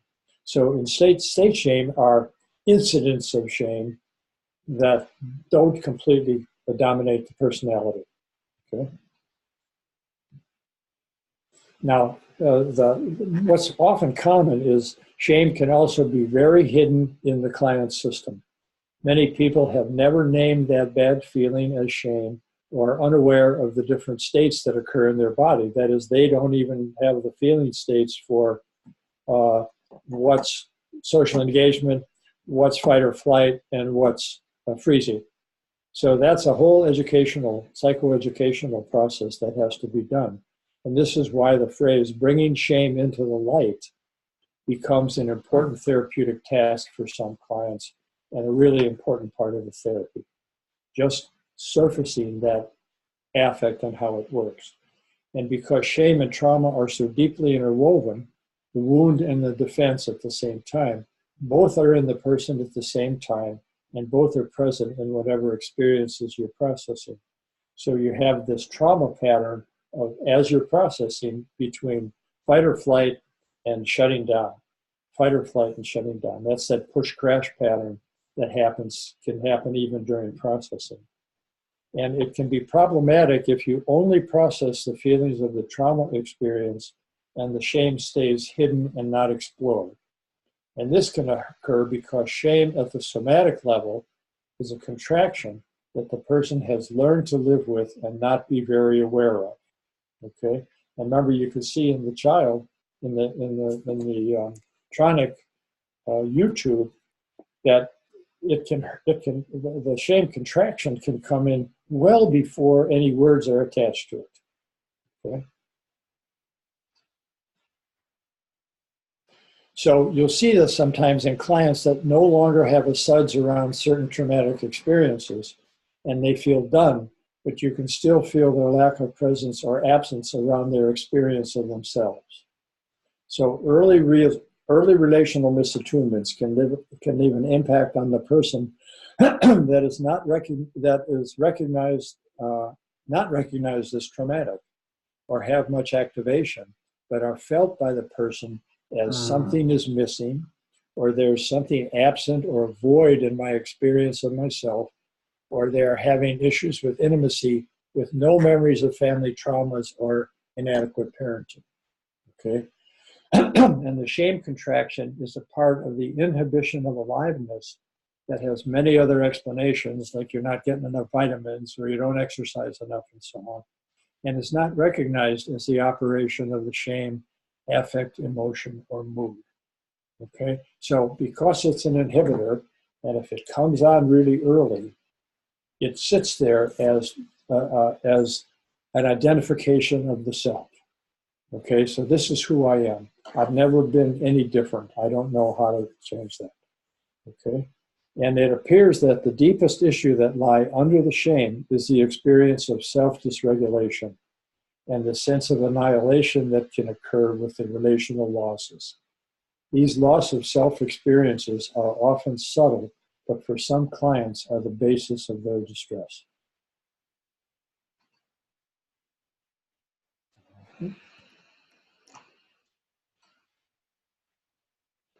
Now, because shame at its core is a visceral midbrain and brainstem reaction, the level at which we can do the most effective work is at that level. But both the words, the dialogues, and the feeling of freezing and numbness that some can identify give you an opportunity to do processing. Okay, so these are mostly access points. So any of the disturbances that occur at the poles of the compass, whether it's withdrawing, and whether it's the negative self-dialogue, whether it's avoidance behavior, or whether or not it's acting out in the rage, or it's diminishing others, that will give you, those are ways in, okay, to the shame experience. So they're important to be able to recognize and to have conversations with people about, because they really do represent a way to access the deeper stuff. So working with the feelings that the negative beliefs engender are a way to access the surface. Making it possible for the client to go to the feelings, and if deeper, able to go deeper, can explore the wall or the void or the shut down place that people will sometimes begin to identify as they get into a little bit more of the somatic awareness. So they can say, yeah, I have this feeling of numbness. And some people will say, well, one of my clients said, it's just a wall. I feel a wall now, and then we can do that as part of the setup, or the void, or the shut down place, or the numbness. So this physiology suggests that the ability to activate the social engagement system and offer opportunities for the client to engage others and you is the most biologically effective way to come out of the defensive state and keep them in processing. Staying engaged while they are processing and having them share what they are experiencing while processing is often a good start to deeper processing in the future. Okay? And encouraging, engaging as a resource for shame events in their life. Okay? Now, in state shame, the defensive shutting down is limited to specific situations. So you see movement between engagement and the moments of defenses, either fight or flight or freezing. The person may not recognize the defense as shame, and bringing it to light's important. So they say, well, sometimes I'm really with people and then somebody says something and all of a sudden I'm not. I feel dissociated or something, or I'm feeling myself wanting to withdraw. And so it's really helpful to bring the shame into the light here and give people some names for what they're experiencing. So you work with the client to name the shame and work toward making it a more conscious experience. Help them notice how it manifests for them and how it serves as a defense. And that's where you can reframe shame as a survival tactic that served them well in their childhood, but no longer needed now. You work toward helping the client feel the way shame manifests for them, especially somatically. So when you say, okay, what do you feel when you're saying that to yourself? I'm a failure, or I'm no good, or whatever. And you say, how do you experience that? What are you noticing in your body when you do that? What are the feelings in the body when you're experiencing shame? And then you can use the body resource or attachment resources to pendulate between the shame experience and the resource. So pendulation is often very helpful in almost all the in all the processing of shame, because you're never sure, at least I'm never sure, how overwhelming the experience of self annihilation is underneath the shame, because the shame sits on it, and you never know what it's sitting on in a way until it begins to surface during processing. And so it's always a good idea to have an attachment, a body resource, or some kind of attachment, and we'll talk a little bit about those in a while, to handle that, to be able to be ready for that experience. Because if shame itself is dissociative, then you know the person is going to use that as their primary way to handle processing. So here's some of the typical examples of state shame, what people say to themselves. I have PTSD. I'll show you, discuss a case in which he came in and said that I'm not wanted, I'm not worthy, something's wrong with me. You know, if you inquire about how they feel about themselves, these are the things that will start to surface. Low self-esteem around performances. I'm not very good at that. Remembering the way I treated my kids when I grow up. I was a shame-based parent, and I really shamed them all the time. I get really anxious when talking to strangers. I was never able to be accepted by the cool kids in school. When my husband eats, he makes a lot of noise, and I'm really bothered by that. How I look, I'm too something or the other. And when people in authority confront me, these are typical kind of presentations that people come into therapy to work with that really indicate that the shame is part of the dynamic here. Now, here's things that will show up in the setups. You process the experience of shame itself if it surfaces. What are you feeling now? Ask about it, and how does it feel to you? Can you just process those states? Okay. Can you feel the shame? Where do you notice? Where do you feel it in your body? How is it processing? And then let's get a brain spot for that. And all the stuff that surrounds shame, both past and present, experiences of failure, interactions with caregivers that they have memories for, feelings of shame over the body, difficult relationships, when they have shamed others, when they have been shamed themselves, triggers for shame. What did you reach out for that did not happen? Early activating. What was the early first experiences you had when you could identify that something hit you? You know, shame sometimes hits the person as a bolt of lightning, or some kind of way in which I didn't know what was happening, but I just went out of my body, or I just felt so bad about what I did, and that feeling stayed with me. Those early activating moments can be used in a setup. Okay. Now, when you're feeling the defensive part, alternating with that will be the actual events that trigger the shame and the feelings that occur with the experience. Okay. And if shame is recognized and processed, the underlying feeling states will emerge and be processed. So eventually, chronic shame can become state shame, where the person has islands of functioning more or less in the social engagement system, but still has these triggers for shame that are so deeply embedded in the system.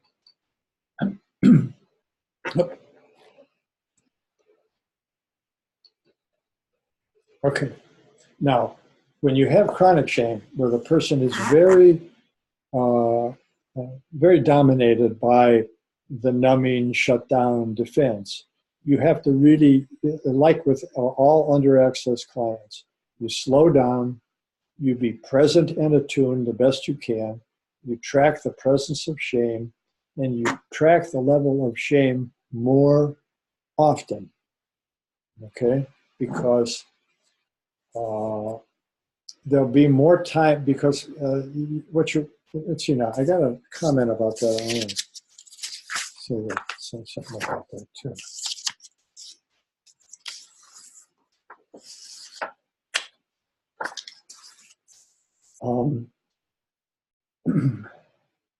This this is different than the experience that we see in the training, okay?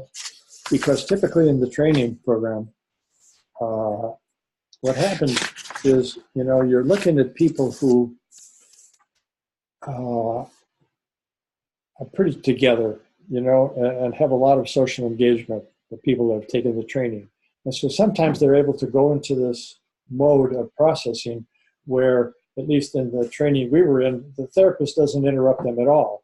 And so you have people in for 15, 20, 25 minutes, and sometimes with David even, you have people for a full hour who are doing the full processing. That happened in the, not in the master's class, but in the intensives, where people would simply process for an hour. And there would be no conversation or nothing like that. If you begin to check in on what that's like for the person who's very shame-based, oftentimes what you find is that they're doing their grocery list, or they're thinking about stuff that is not related to the processing. And after a while, they'll say, well, I kind of lost my train of thought, or I wasn't doing anything with it, okay? So what happens is you have to check the level of processing more often, okay?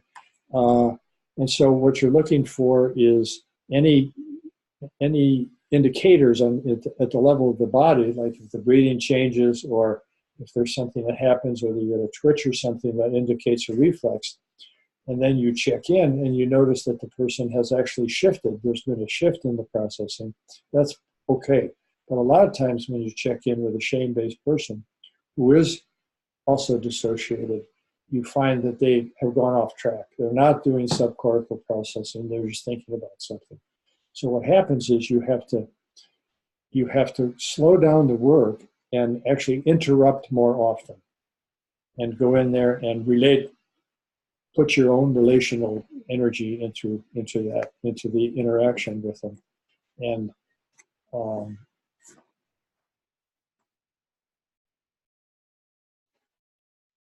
bring them out and then bring them in again. Bring them out and then bring them in again. Okay. Now, the one thing that works pretty well and has for me is using rolling brain spotting as your setup. Because the one thing that does is allow the person to, as you're crossing the visual field, you get a reflex, and then you just stop for a while. And then one of the things you're going to ask is, what are you noticing now? Okay. And then, they tell you what they're noticing. And then maybe you move on to the next one, and you say, what are you noticing now? And they'll tell you. And so what you're training in the rolling brain spotting is a connection to the body, where the person notices something come up, and then is able to speak to it and tell you what's happening, and then move on to another one and another one. Because often in rolling brain spotting, this is, you'll have a lot of brain spots across the visual field, where the person is getting this training basically in how to do mindful awareness of what's happening in the body. So you can add to that, well, what are you noticing here? And then what do you feel in your body with that? And then what are you noticing here? And what do you feel in your body? What are you feeling in your body with that?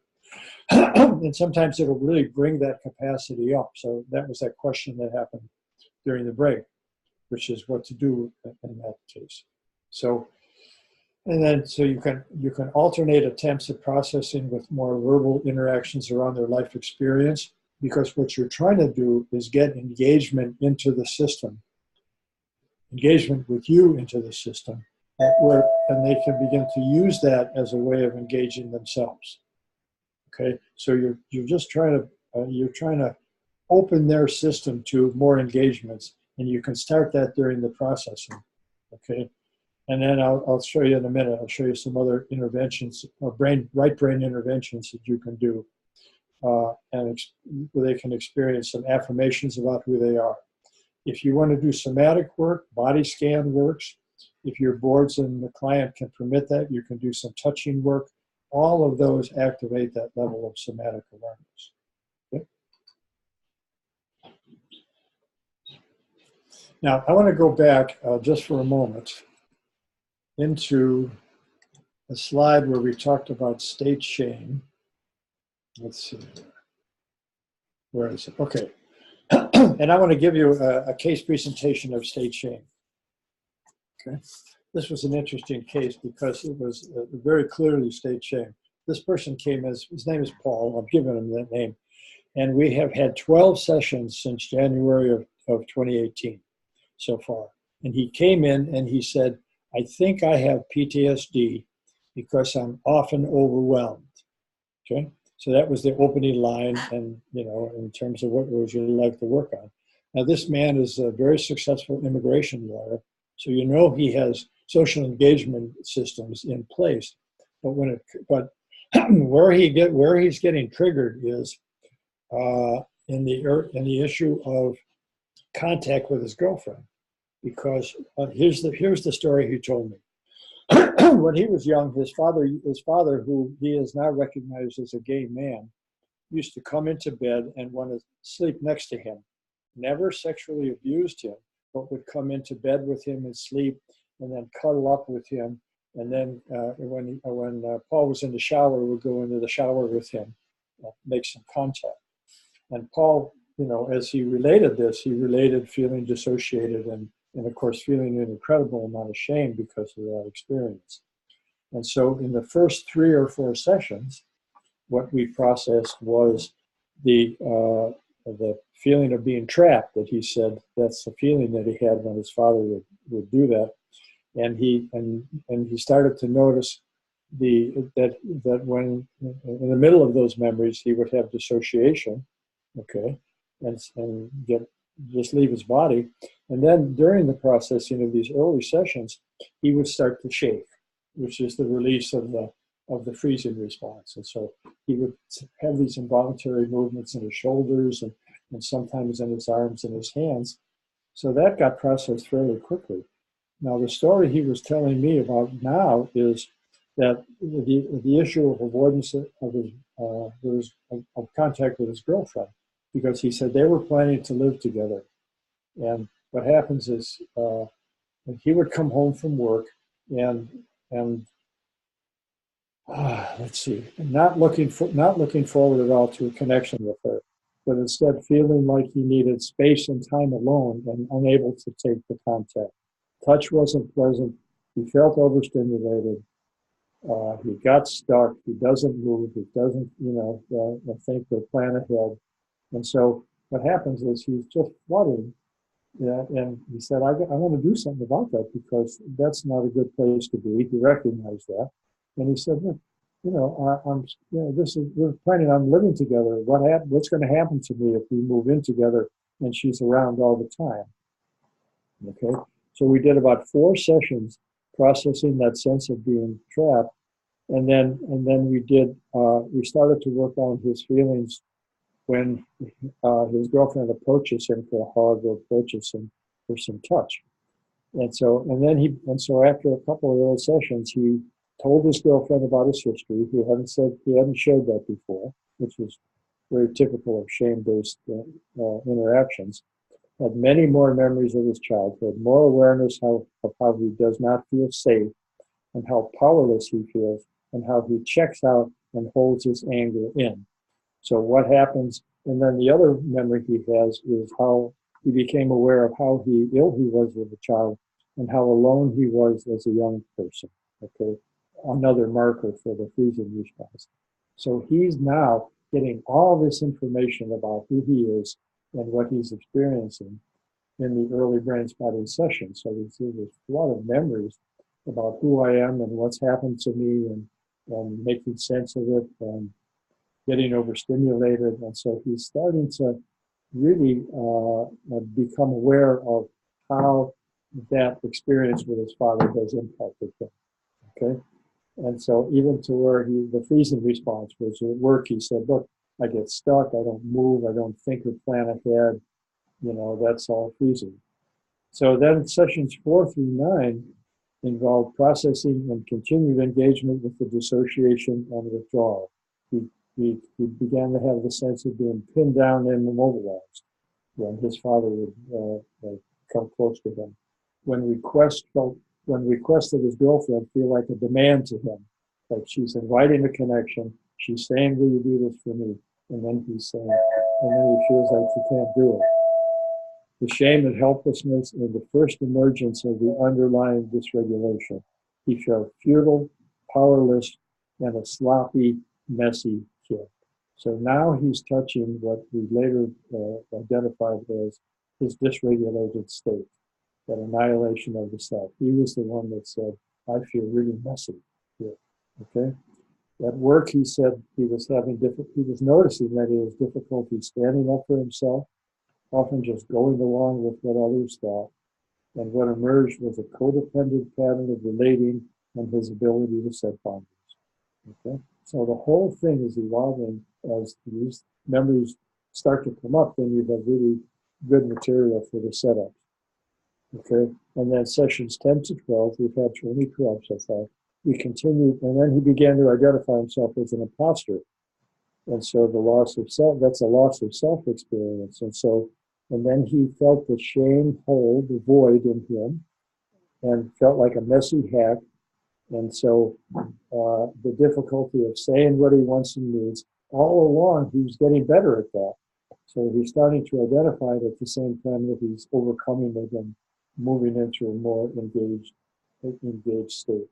So the work is now continuing because now he's identifying the annihilation of the self and the sense of being dysregulated. And so those setups are pretty interesting. They're moving slowly, as that sense of annihilation of the self often does. It doesn't resolve right away into regulation, but it's a very deep level of processing. And as you process it, what you see a lot more activity in the symptom patterns, a lot more changes in the symptom patterns, even though you're just touching kind of the surface of that dysregulated state. So it's an important piece. And so it's been very good work. And so, state shame will often evolve like that because the person has enough healthy self to manage in the world quite successfully. And so they have a lot of skill sets. And he learned self-regulation tools. I'll show you some of the ones I taught him right away to bring down his anxiety. And so the processing moves much more quickly. And so you really see a healing process in place that's very rewarding both for him and for me. So, okay, let's see what we got here. Okay, so now we're talking attunement. Yeah, sorry, let's talk attunement. So what's important in attunement is to be attuned and engaged over the whole session and not just during subcortical processing. And what that really entails, as we've been taught, of course, is setting aside what we know about shame. So no matter what we're learning about shame, it's a good idea just to set it aside when we're processing, because people are very complicated and the processing can go all kinds of interesting ways. So I don't know where it's going to go. I have some ideas about where it might go, but I'm not forcing it on the client. I'm just waiting for an opportunity to name it when it comes up. And so when shame comes up and bringing the shame to light is helpful, then naming it helps, because naming is a container for an experience and allows it to go a little deeper.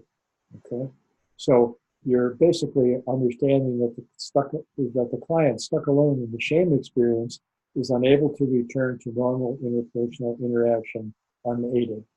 So our attempts at engagement are important and very necessary. And the question is then how much to inquire and interacting during processing to check on dissociation. Okay? So in chronic shame, the work includes being aware of our own resources, so the sometimes very slow nature of their transformation and their difficulties with processing compared to other clients. Okay?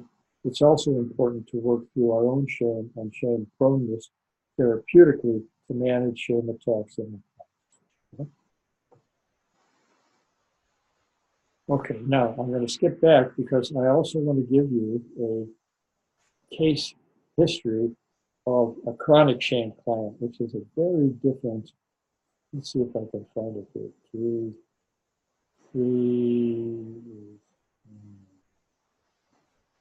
Let's see, where is this guy? Yeah, okay. I don't know if it's okay. Five, okay, no, let's see.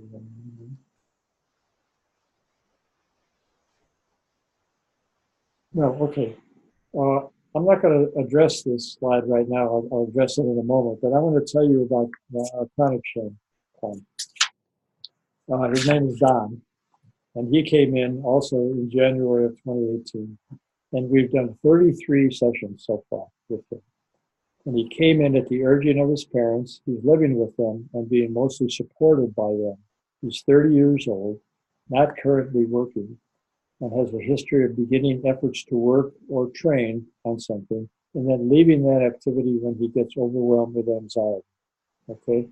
His work experience includes working as legal aid, a retail sales, studying computer programming, and many kinds of odd jobs to earn money. He's extremely intelligent.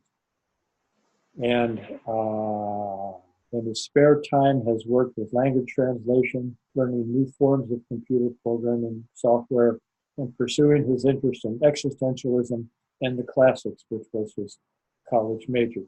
So he has no shortage of crystallized intelligence. Okay. Now, when he came in for therapy, he was actually motivated to change and understand the source of his overwhelm and anxiety. He describes himself as a child and present as being hypersensitive to exclusion and being left out, neglected and shunned. He constantly feels like a failure, and as a man feels 5 or 6 years old. Since a very young age, he has not fit in, not been included, although he always had friends in school. He just felt like an outsider, okay? Began reading very early when he was 3, thought he was a nerd, and with girls has always had a very needy presentation. Both parents were gone a lot working, and he did not get the attention he needed. He constantly felt like he was losing people. Now, the early sessions are really just establishing a relationship with him, okay? And processing sometimes overwhelming experiences of shame that he felt. Now, directly processing the feeling of shame because it involved that overwhelm was quite overwhelming to her, and we pendulated between a resource spot, and this was a spot in which she just felt a little better and relaxed. I wouldn't even say it was a full-blown body resource spot, but it was just a better spot. And his early shame attacks were quite violent. When they suddenly occurred, he would cry out with pain and the contraction and end up feeling kind of dissociated and overwhelmed. So when shame would be triggered in him, it was incredibly violent. He would constrict him. So, okay. So so in the first 4 months of session, we went back and forth between my inquiring about his life, getting to know him, affirming his intelligence, affirming the activities he did, and just trying to get a social engagement circuitry going between he and I. And it seemed to work pretty well. It took 4 months though to give him enough mindfulness of his personal history and how it related to shame. Let's see. We were able to revisit some of the most painful memories he had of shame without being overwhelmed. And the shame attacks were far less powerful and less disabling. So he could have a situation that triggered shame. And many of these situations were, he lived in a very safe environment. He was living at home. His parents do care about him, or they're concerned about his progress in life. They did love him. And what happened is, of course, then he shames himself. So the shame attacks were often his thought forms around, what am I doing? I'm living at home. I'm not making much money. All my buddies that I know are doing much better than me, and they have jobs and they have careers and so on, and I don't. So when he would get into that mode of thinking, he would have a shame attack. And early on, it would just cripple him because he would do it in his room all alone. Never brought it up to anybody in the family that he was having this experience. So you can really see how these constrictions can get quite powerful. So early on in his life, he felt his father was an unsafe person. I introduced the concept of safety, and he began looking at his relationships in terms of how safe are they. And he said his father was unsafe because his father was a human relations person. There's all these techniques for getting people going on and stuff. And whenever he would approach Don with those, Don would just contract and go away. And my father, all he can do is is preach to me about how to do transformational psychology and get on the stick here and find a job and do this and that thing. And so Don just shuts down. So the pattern, that eased a bit. Michael? Yeah. Michael, I'm sorry, I'm going to interrupt. We have some people sharing that you sound muffled and they're not fully able to understand your words. So what can I do about that? I'm not sure if you can scoot your computer. Let me slow down my speech. Okay. And if there's anything in the way of a microphone, arms or papers, that would make a difference too, maybe. Yeah, no, it's everything I have in front of my computer is on gold. So. Okay, so maybe just moving a little bit closer to your computer might be helpful. It seemed like that makes a difference. All right. So where would they like me to pick up the slack? Anybody? If you have any idea about are you missing parts of the case history? I will wait till people respond. Yeah. So it's a little mixed. So one person would like to did miss some of the case history, and another person says to keep going from where you are. Oh, okay. So are they finding the case history too long? Chronic shame is like that. I don't think it's too long. I think it's mostly that they weren't able to catch all. Hear it. Okay. All right. So let me fall into my computer here and slow down a little bit. Okay. So there was some shift in his relationship to his father, but at this point, he still feels like his father is an unsafe person for him, even though his father's trying very hard, and Don can't recognize that it's coming from a caring place in his father and sort of move toward him or let down a little bit. So that concern he has for safety is very powerful and very strong and really governs that particular relationship. Okay. Now, let's see. So we're just doing sessions where I'm interacting socially. When we get a brain spot and we're doing some processing, we've done some conversations about what subcortical processing might look like to somebody and feel like, and he has some of a feel for that now after maybe 15, 16 sessions of having brain spotting as part of the experience. So he's beginning to get that, but the shifts are slow. It was interesting for chronic shame people that sometimes the work goes very slow, and you wonder whether or not you're doing the right thing or you have the right brain spot. But in general, it's like they'll have an insight and then they'll forget it, and then you can go back to it a little bit and reinforce it and talk about it a little bit and get it more into the system. So anyway, so he had an episode. One thing that happened with him is he has a lot of anxiety over being evaluated by an employer or a teacher or a father. He's always waiting for the other shoe to drop.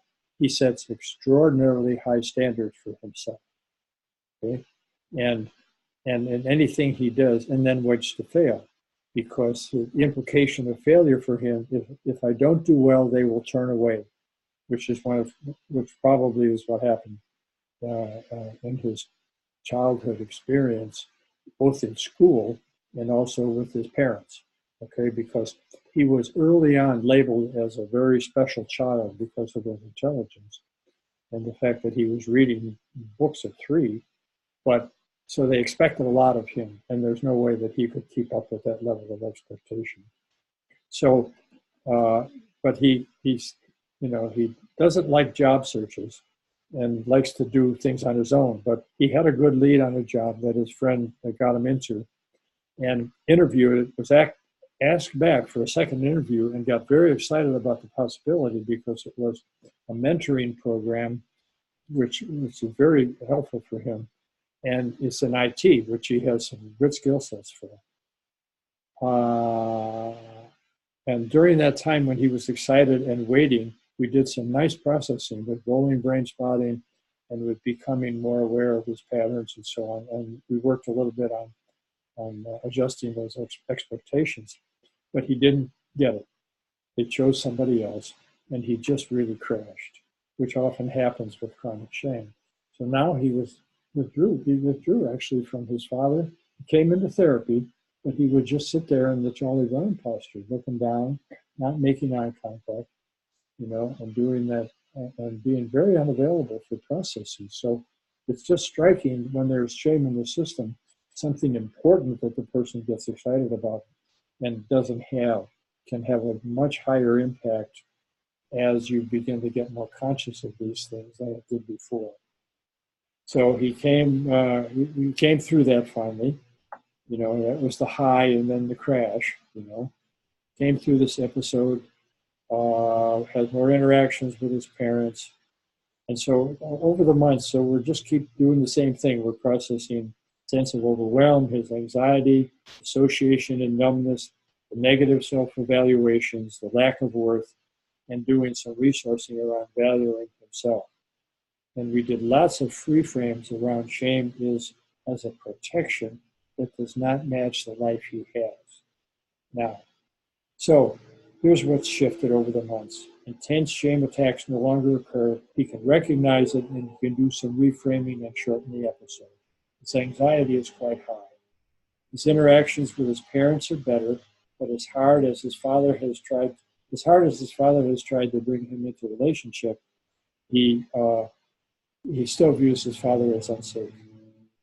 He's more relaxed, and he got interested in Australian football and became quite good at it because he's very fit, and they like him and they affirm him. And so that's something that he's really succeeding at, but doesn't yield him any money, of course, but he's having a lot of fun with it. And so he's got more social engagement in his life because of that. But his dysregulation hasn't surfaced yet as a mindfulness aware experience. But so we're still processing the anxiety and still going back and forth between processing the anxiety and then the numbing as a dissociative defense. So he's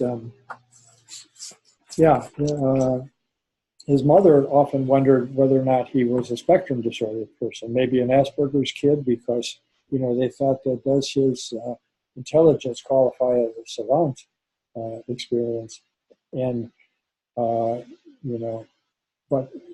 his father passed me an evaluation of him done in 2009, and it was a very interesting evaluation because actually they had tested him for ADHD.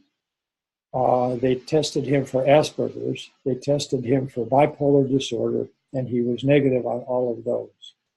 So the Asperger, once I saw that, I reminded his parents that he had already been tested for Asperger's.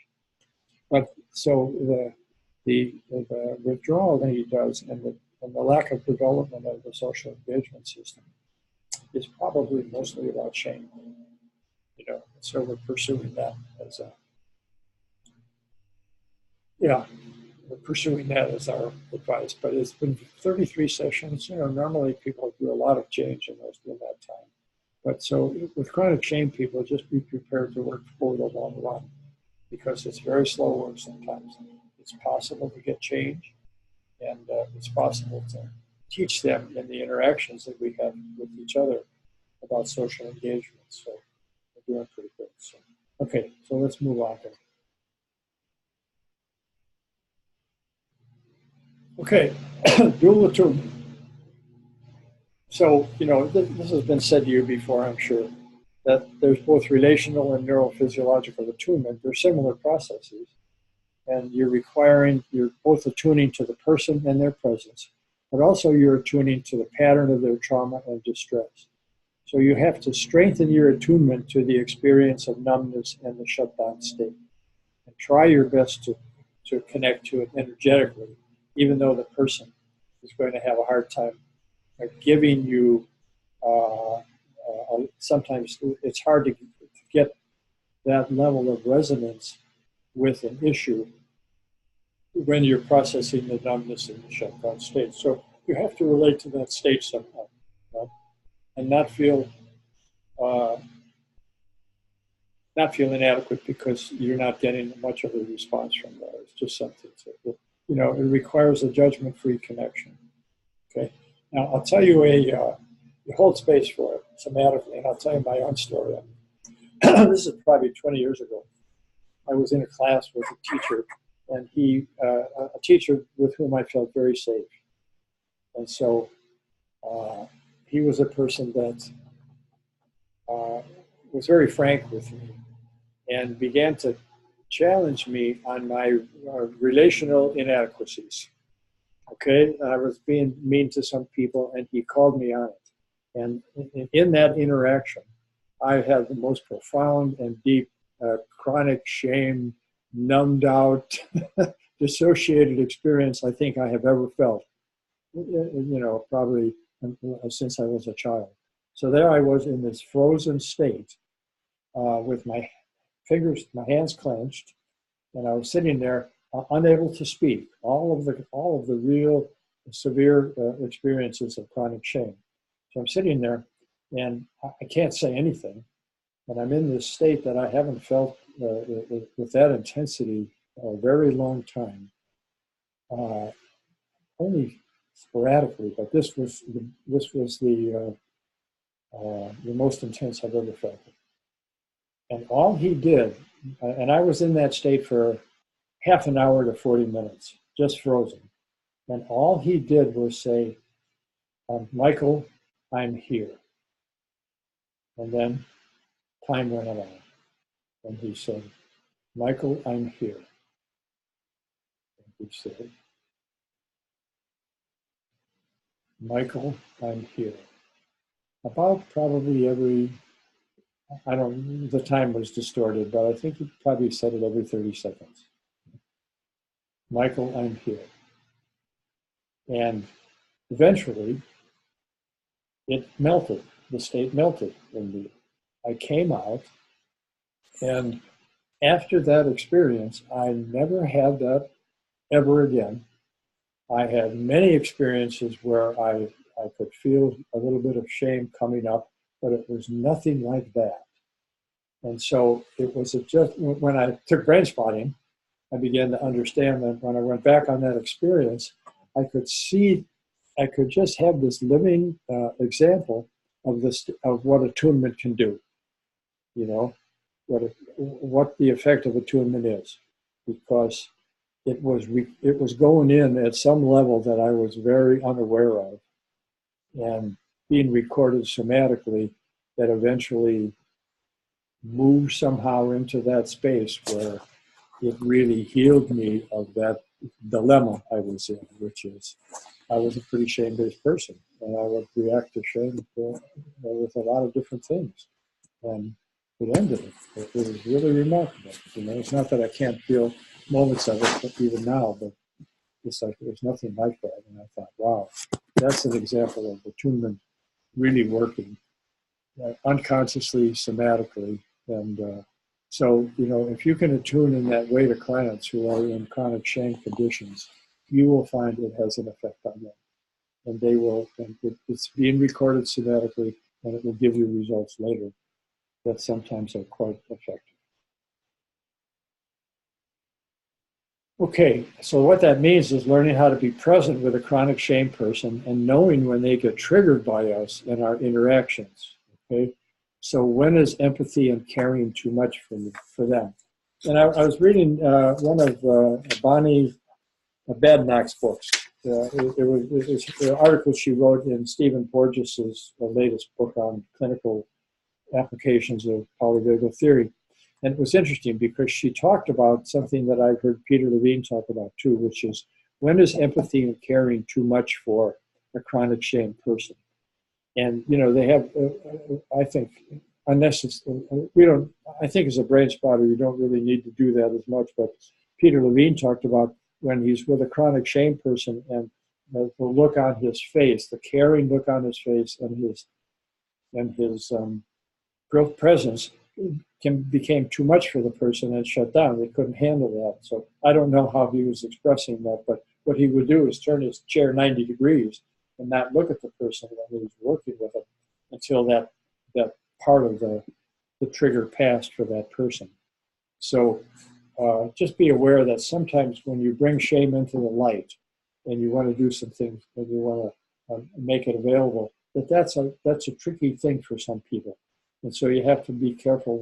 Is my attempts to bring shame into the light really triggering that person in a very strong way that isn't helpful for our thing? Now, attunement is extremely important because one of the contributions it makes to processing is to help create safety for the client. So safety is created in development, early development, through attachment, that is secure covers that create regulating connections and a sense of control, restoring a sense of control as part of the return to coherence that clients will need.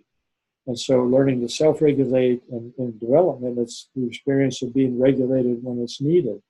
And so, you know, as you'll see in the still face video, you know, all the regulation that mom's facial expressions are doing keep the child moving into the socially engaged place. And we can create both safety and control in our therapy. Michael, you just got muffled again too, so just wanted to be mindful of that. Yeah, thank you. Okay, I'm going to buy a new computer, I think. This thing is giving me more grief today. Okay, so you create a shame-free frame for people. And part of it is being clear about the expectations around the therapy contract. So when you talk to people, you let them know what your expectations are for the therapy, what happens if they miss a session, where that's going, so they're not surprised and they have an opportunity not to be. They know the rules essentially of the therapeutic experience and something of what you're going to do and explain, you know, about brain spotting.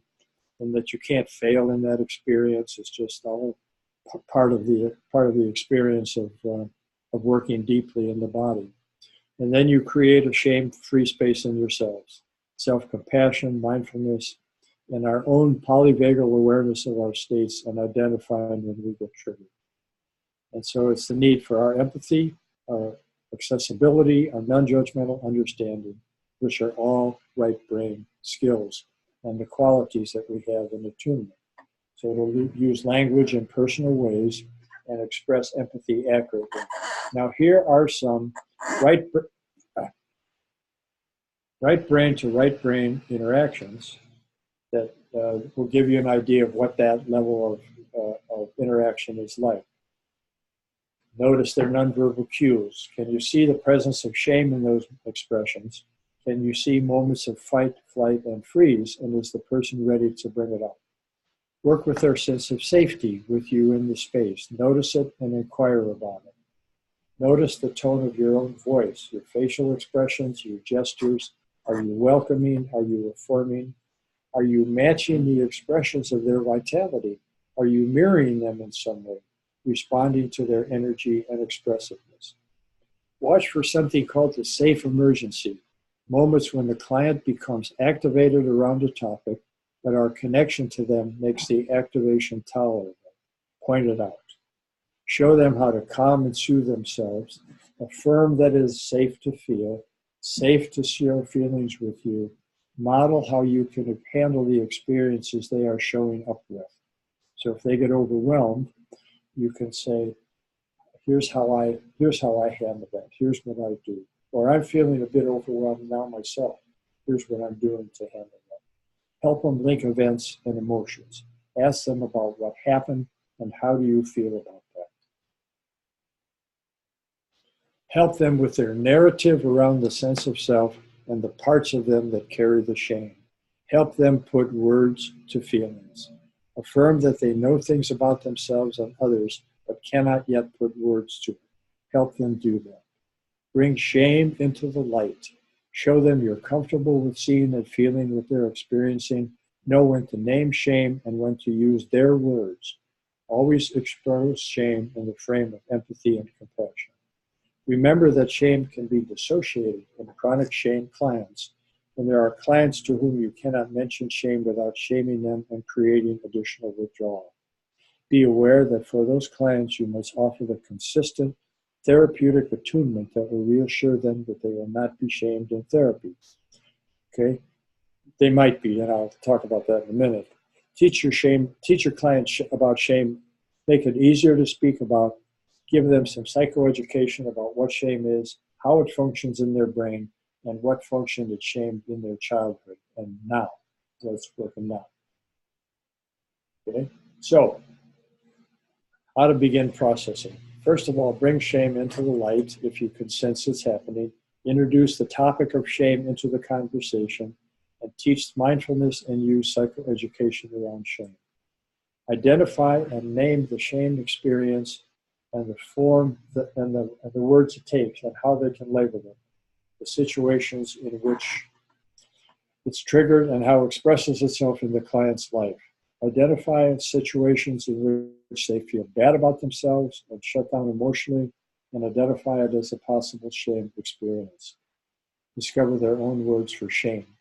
This is making shame a more conscious experience and using the tools of mindfulness to work with the experience. Identify the expressions of the defenses against shame. Explain the shame compass and the poles they and the family system are likely to have used. Explain the shame continuum. Explain that it's a defense, that it's part of their protector, and reframe shame as a positive strategy that helps them survive distressing situations. Portray shame as an expression of the natural instinct for self-protection and survival. Reframe it polyvagally. And I say, this is what I'll say.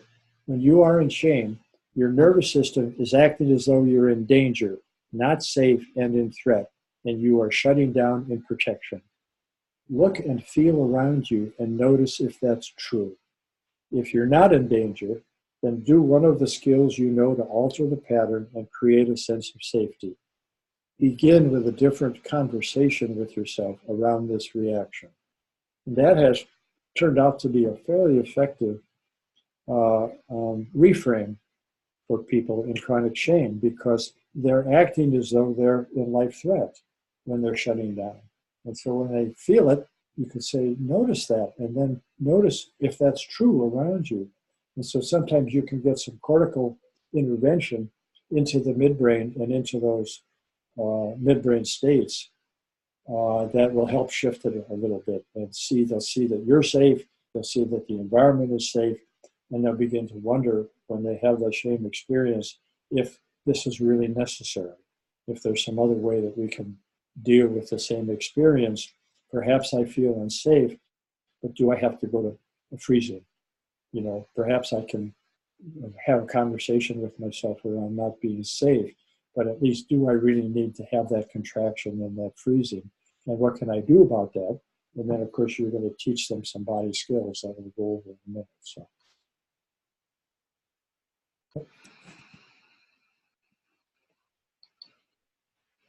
Now, this is the intervention that has to do with the words and the experience of shame and the words that sometimes trigger it. The shame dialogue has a very different trajectory developmentally with the formation of the dorsal vagal freezing and dissociation. Cognitive judgments can occur much later than the somatic pattern of freezing.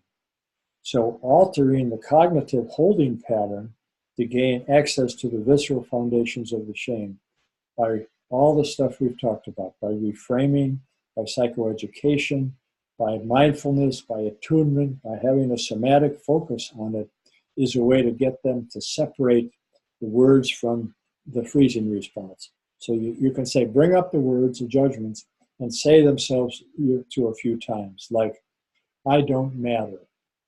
I don't matter. I don't matter. And then notice the feeling that you have in your body when you're doing that, okay?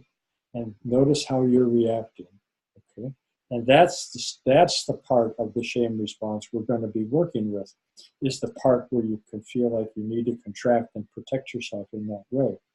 And we'll be working more with those feeling states, the feeling states, than what you learn to say to yourself. Because actually, those may not be your words anyway. The words that you have around shame are often things that other people said, or they may be things that you concluded when you were very young and didn't have any other way to explain what was happening to you except take total responsibility for it. So there's these reframes that sometimes help break up the solidity of the cognitive holding pattern. Now, resource development is a very important part of preparation and stabilization, and you're going to use it a lot in that.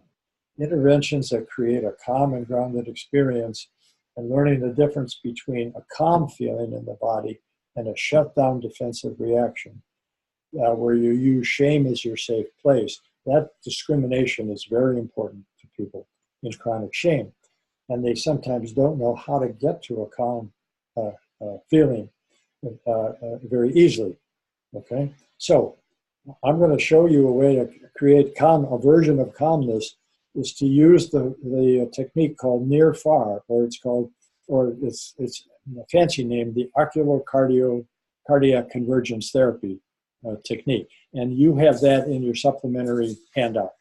Okay, a full description of it, but I'll take you through it.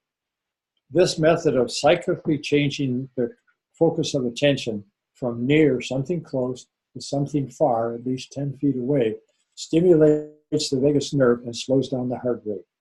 Once you teach this to clients and they are able to practice it regularly, you can use the resulting relaxation response that they get as an entry to their body resource and get a brain spot, okay?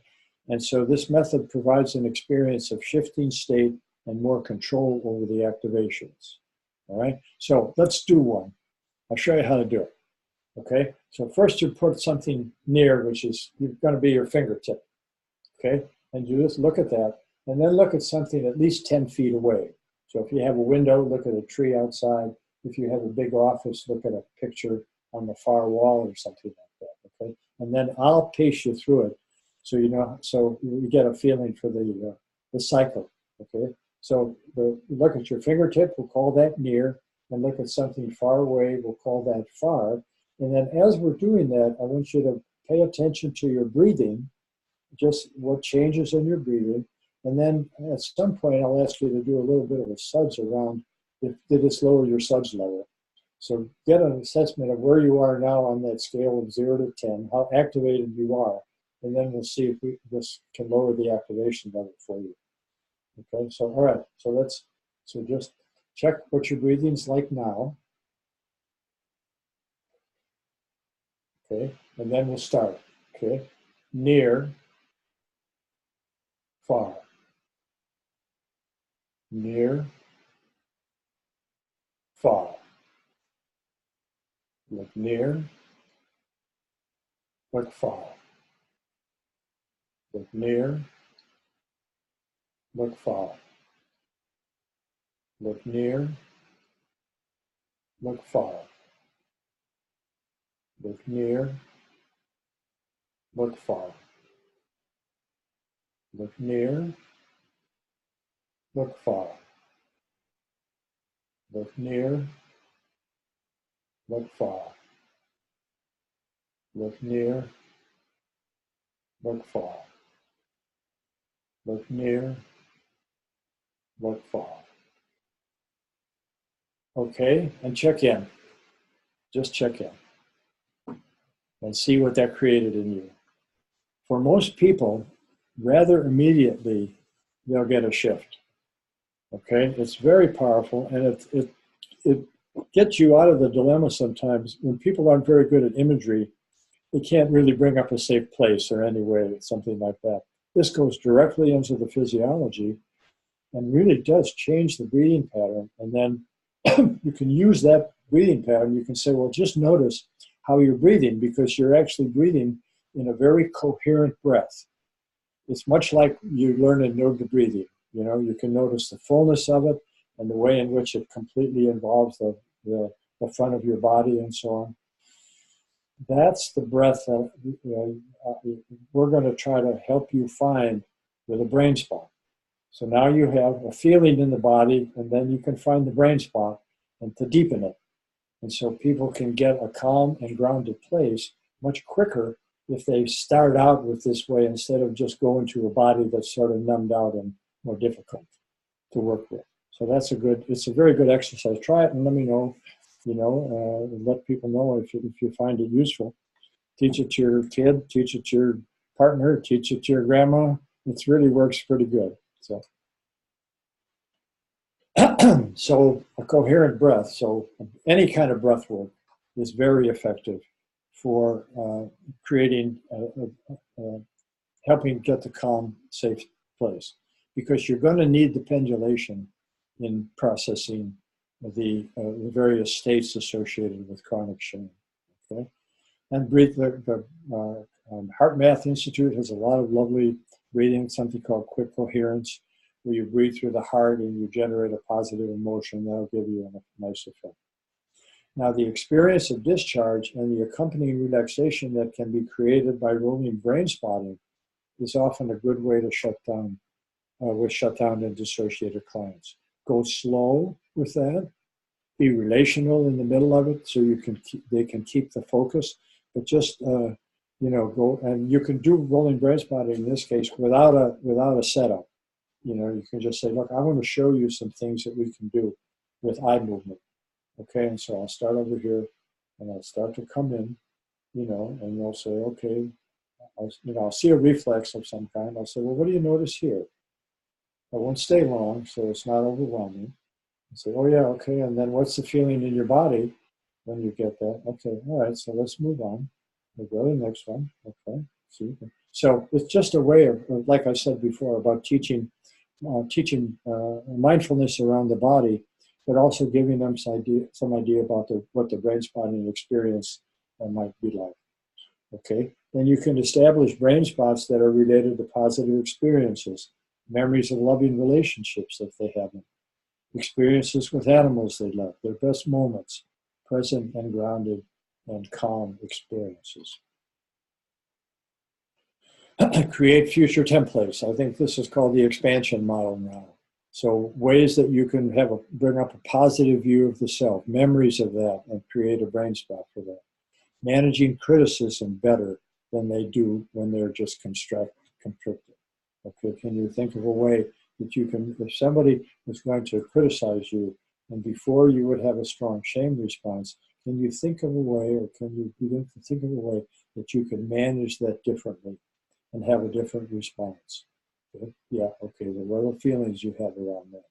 Can you get a brain spot for that? So if you do have criticism, can you use that brain spot to help you do it? How to respond differently to mistakes, failures, unmet needs, how to feel remorse instead of deep shame.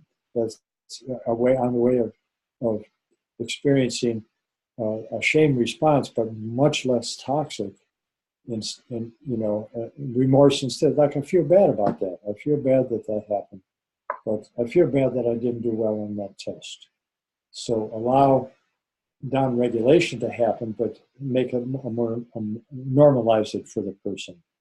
And again, using pendulation as a way of linking the shame response to more adaptive ways of being. Right?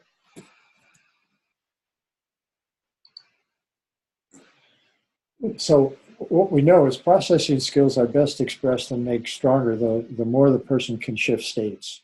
So if you can shift states, then you're much closer to the social engagement system, and you can be more open to the emergence of feelings and memories. So developing states of relaxation with near far or calm grounded brain spot or rolling brain spotting.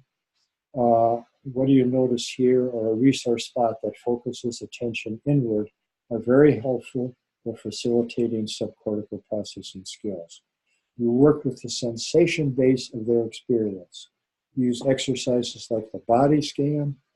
What are you feeling in your body now?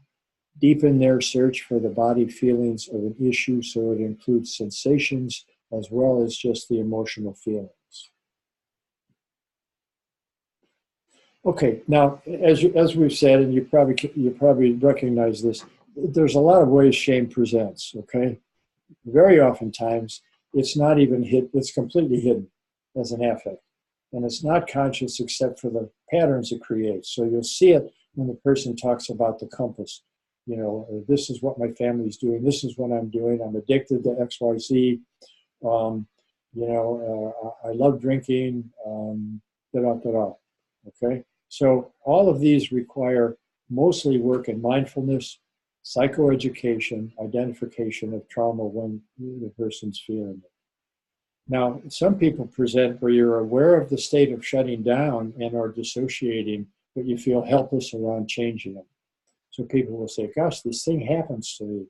I just shut down or I space out or something. I don't know why, and I don't know what to do about it, okay? So look to shame as a possible contributor to those experiences.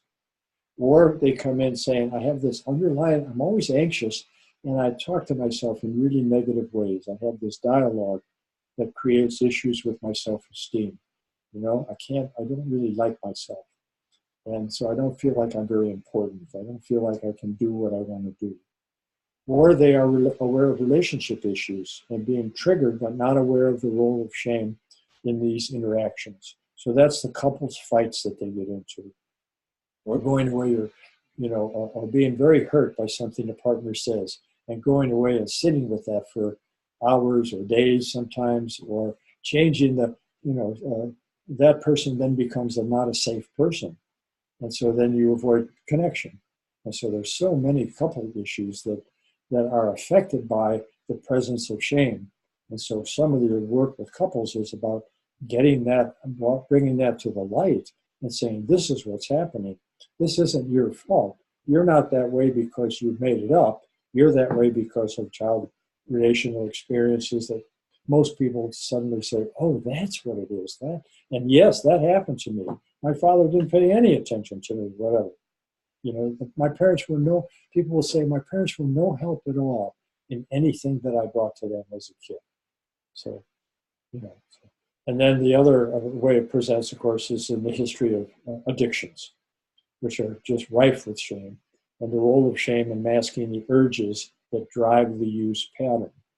So you have the usage pattern. It's hard enough to get to processing the urge without identifying shame as being one of the factors in that experience. So shame presentations. Here's the one that is the most contributor to chronic shame is just relational trauma. You know, these are the clients that are most often captured by the contraction and freezing, the most dissociative, and the most avoidant of conflict. We would call those trauma clients. These are people that have early developmental trauma. And their clients were working directly with the numbness, the wall, the emptiness, and using rolling Brainspotting can begin to yield more aliveness and connection with you and for them. Shifting states and all these things, but mostly bringing it into the light, okay? And bringing it into how that shame is a component of how you handled those early traumatic and relational misattunements. So sometimes all naming becomes fairly powerful in that process, because shame can be quite hidden and unconscious, and these are the people that often are very sensitive to relational interactions. So empathy at first is not very effective and can itself trigger shame. So just be on the lookout for that. And these are the most people that are sometimes the most challenging to connect to, because there's no reciprocity in the connection. And so normally, when people are saying, well, what do you want to work on today? Or if you do that kind of work, and they say, well, I've got this issue and this issue and this issue. Mostly, if the person is enough aliveness, you can say, well, they said this one in kind of a flat voice and this one, but they were really charged around, So I can see and feel the activation happening right in front of me, and I might suggest, well, would you like to work on this one, or how does this one feel, and so on, without telling them, but just asking the question. But you don't have that reciprocity with people that are really shut down in shame. And so it's much harder to sort of say, well, where are we going to start and where are we going to get going with here? And you get some of that information using rolling brain spotting, but sometimes it's just, you just have to talk about stuff more and engage the client more, and give them some more information about what processing looks like and how it can help them. So addictions, this is the one that is oftentimes I find the most hard, because I've got some referrals that come to me from AA, and so and they struggle with sobriety, and some of these guys are have been sober for 10, 15 years, and the way they did it was just with sheer resolve. They've done no processing of their trauma, and they did it by sheer willpower. And so as you begin, and they say, well, that's not enough because I still feel kind of flat, but I'm sober. I'm staying sober, and I'm committed to that. And I have my AA group, and I get a lot of support for that, and so on. But resolution is not sufficient, and so of course they'll have a crisis oftentimes, and then fall off the wagon, and then come back in, and then make all of their support system freaked out and angry at them, and so on, because the only tool they have really is social engagement in the AA group. That's sometimes the only help they have. And so, shame often accompanies the experience of both falling off the wagon and using it again. Shame's the trigger and the consequence. So the addict also has many of the patterns described in the compass of shame, and is quite phobic around experiencing shame. So they don't like it, so they drink. Shame is soluble in alcohol. It works, okay? And they have this yearning for a drink, or for a drug hit, or for smack, or for whatever it is, because it gave them the escape from the constriction of the shame affect. Okay, A is useful because it's a support, but only support doesn't really get to the brainstem circuitry that sits in around their trauma, because mostly they've had really awful lives, really hard lives, lots of fighting, lots of people they've hurt, lots of stuff that they try to process in the 12 steps, but but they really need. So be prepared to. Maybe this is not true of you, but I'm always prepared to have a rocky road with people that have that pattern of sobriety where they've been sober for a long time, and then someplace in the brainspotting community, brainspotting process, they use again. And you're always struggling to say, is that because they got overwhelmed, or because in the brainspotting the feelings are now emerging and they're very susceptible to those feelings again. So now they're back online with feelings, and have I resourced enough? Have I done this enough? Have I done that enough? Is always the question. So it can be painful for them, and also for the therapist that, in the middle of the work, they've had a struggle that you've tried your best to organize around, and to give them resources and all that kind of stuff. So I really, when they're going into treatment this way, I do a lot of work around what are their support systems like, and are they actually intimate enough and close enough that the person can now report the feelings that are coming up in the therapy, because they're, they may be with me once a week, but they're with their AA buddies much more often. And so I'm really saying, for us to do this, these relationships maybe have to be deepened. They just can't be in an AA group. You have to have your sponsor, and if your sponsor has to know you and know what happens, so that you feel safe enough to call him, then they do. And almost always they get in trouble because they have an overwhelming feeling coming up, and then they don't call anybody. So that has to be really worked with when you're working with those kind of men and women. So, okay. And of course, like many other symptom patterns, the relapses are fueled by the underlying relational traumas. You know, it's more like, what's his name? Okay. I'm sorry. Yeah, there's a person who wrote a really wonderful book about substance abuse. And I can't bring up his name right now, so I'm sorry. I'll think of it and tell you later.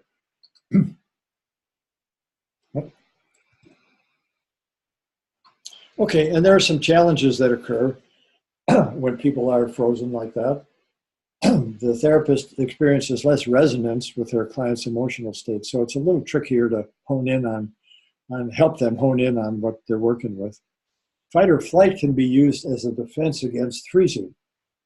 So they kind of stay anxious in a way to stay away from the feeling, the deeper feeling of the freezing response that's really covering up the self-annihilation feeling. So, you know, you say, well, the anxiety isn't resolving very well, and you find that they can be quite attached to it. Okay, and so what they don't want to go down is feel shame and feel the numbing, and then go below that.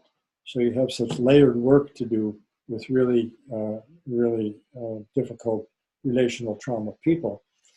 And it may take quite a while until they can really handle the shame alone, the feeling of shame, and then even deeper for that, what it covers and what it's been used as the safe place for.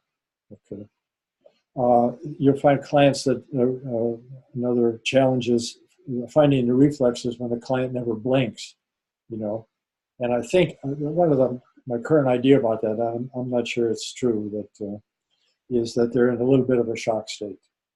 Okay, and so when you're following the hammock, you know, you're not getting reflexes normally with the blinking. The person will not blink all the way across and back. And so, okay, so you have to get more subtle and look for other reflexes in the body when they do that. But also then begin to maybe at some point introduce a conversation about, you know, what have been the shocks in your life? What have really stunned you? What have you been sort of unable to think of a way to deal with that? And sometimes as the process around that begins to move them, you'll see a little bit more reflexes in the visual field. The client struggles with processing, and the therapist struggles with the pace of the work. Okay, so just be aware that chronic shame resolves sometimes in people very slowly, and that really your job is to engage them, attune to them, and hold the space for them, and hope that they'll stay in the therapy long enough that you can work more deeply and get more and do more processing at a deeper level. And so what teaches you partly is how do I get better at teaching them how to do subcortical processing? You know, how can we do that better? And what can help? And I know the rolling brown spotting is one of the ways that I use to help people do that. Okay. Okay, we're done. Let's do a summary. 2 slides. Bring shame into the light. That's most often a mindfulness exercise. Reframe shame as a positive contribution to their survival, and track the effects of attunement in the relationship with them. What happens to you if you just continue to deepen your connection to the client? It's interesting. Attunement strengthens the social engagement system, supports safety, and supports control, emotional regulation. Directly process all the ways shame shows up in their life as they emerge. The memory networks, the feelings associated with shaming interaction, and so on. Experience of unmet needs, failed personal endeavor, and the...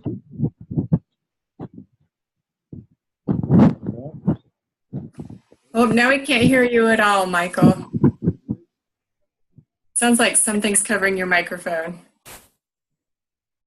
I don't even know where my microphone is. There we go. Whatever you did, it worked. Okay.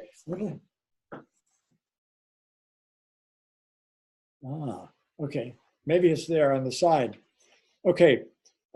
Any experience in which sustained helplessness, sustained danger, or sustained loss can be a trigger for the shame experience in present time. Okay. Note that shame as a pattern in the dorsal vagal circuitry can also affect shock trauma. And that's where the freezing response really gets to be a very complicated, can be a very complicated system in the body. And so, you know, if you look at Frank Corrigan's articles in that Lanius reference, which is the fourth one up from the bottom in that book on neurophysiology, he's got some really fine work around all the aspects of the freezing response, because some of the freezing will be shock trauma, like happens in a car crash, you know, or an assault of some kind, where the person suddenly hit, instead of the relational thing where the client, you know, that relational attunements that often are most like what didn't happen. This is what didn't happen to me. And so I'm trying to handle that. But in shock trauma, it's about what did happen to them. And sometimes people will have those episodes as mixed in with the freezing response and giving them the immobility that you're up against. So I'll do another presentation on that at some time later. But so the freezing response itself is very complicated. But the polyvagal presentation of it is actually a good way to start with clients, because the work of Frank Corrigan's articles are quite technical and quite lovely, but they're quite detailed, and it would put most clients into overwhelm just talking like that. So, okay, so that's just one thing to be aware of, is that the freezing response is a more complex neurophysiological structure than, and you know, if you're interested in that level, just read about it and you'll get more savvy about what put the person into freezing, in addition to what the contribution that relational shame interactions have done. Okay, and then somatic work is very important. Sensations and feelings. Focus on the body feelings associated with shame, the somatic patterns associated with the onset of shame. The Charlie Brown posture, you can use that metaphor. The wall, the numbness, the void, all of these. Go slow, inquire, and stay connected. Chronic shame always covers deeper feeling states and memories. Mostly they're relational misattunements and all the caregiver patterns that did not provide contact, safety, and support. As shame is engaged, more of these memories will emerge. As idealization is named, more shame might emerge along with those memories. So shame as a consequence of misattunement experiences will show up in all of our therapeutic endeavors. We will misattune them, no question. So just be ready for that. Be prepared to trigger it. Don't go in the shame yourself, and just repair it, because it's very repairable. And the fact that misattunements are repairable is really a wonderful lesson for clients who are in chronic shame. They say, okay, that's what never happened to me. Nobody repaired it, you see. And here you are acknowledging what you did and saying that maybe you missed something and doing these kind of things. And so that feels good to me. And so that strengthens their social engagement to you, and therefore their social engagement system. So it's very, yeah. So anyway, it'll happen. And so just be ready for it. So, okay, we're done. Thank you very much. It's been an adventure. Wonderful. That was so incredible. I think there are a few of us planning on listening to this recording 3 to 5 more times at least. So wonderful information, Michael. And be sure to listen to it again, and you have the slides. So, you know, because I jammed a lot of stuff in there, but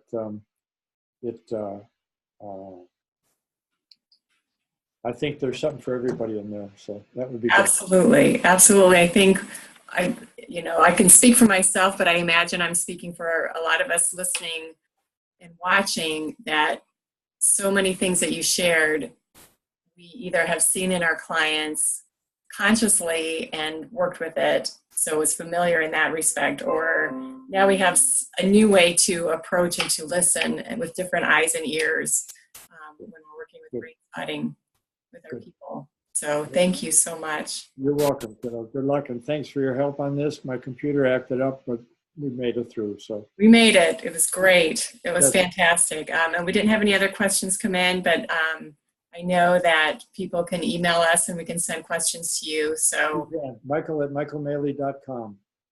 Thank you. So thank you. Perfect. That's great. And again, thank you everybody for joining us today. And just we appreciate your support of Midwest Brainspotting Institute, and we appreciate being able to support you and your work with Brainspotting. If you have any questions, feel free to contact us.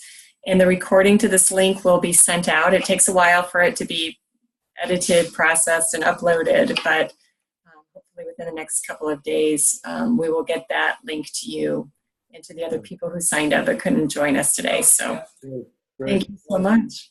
Thank you. Bye-bye.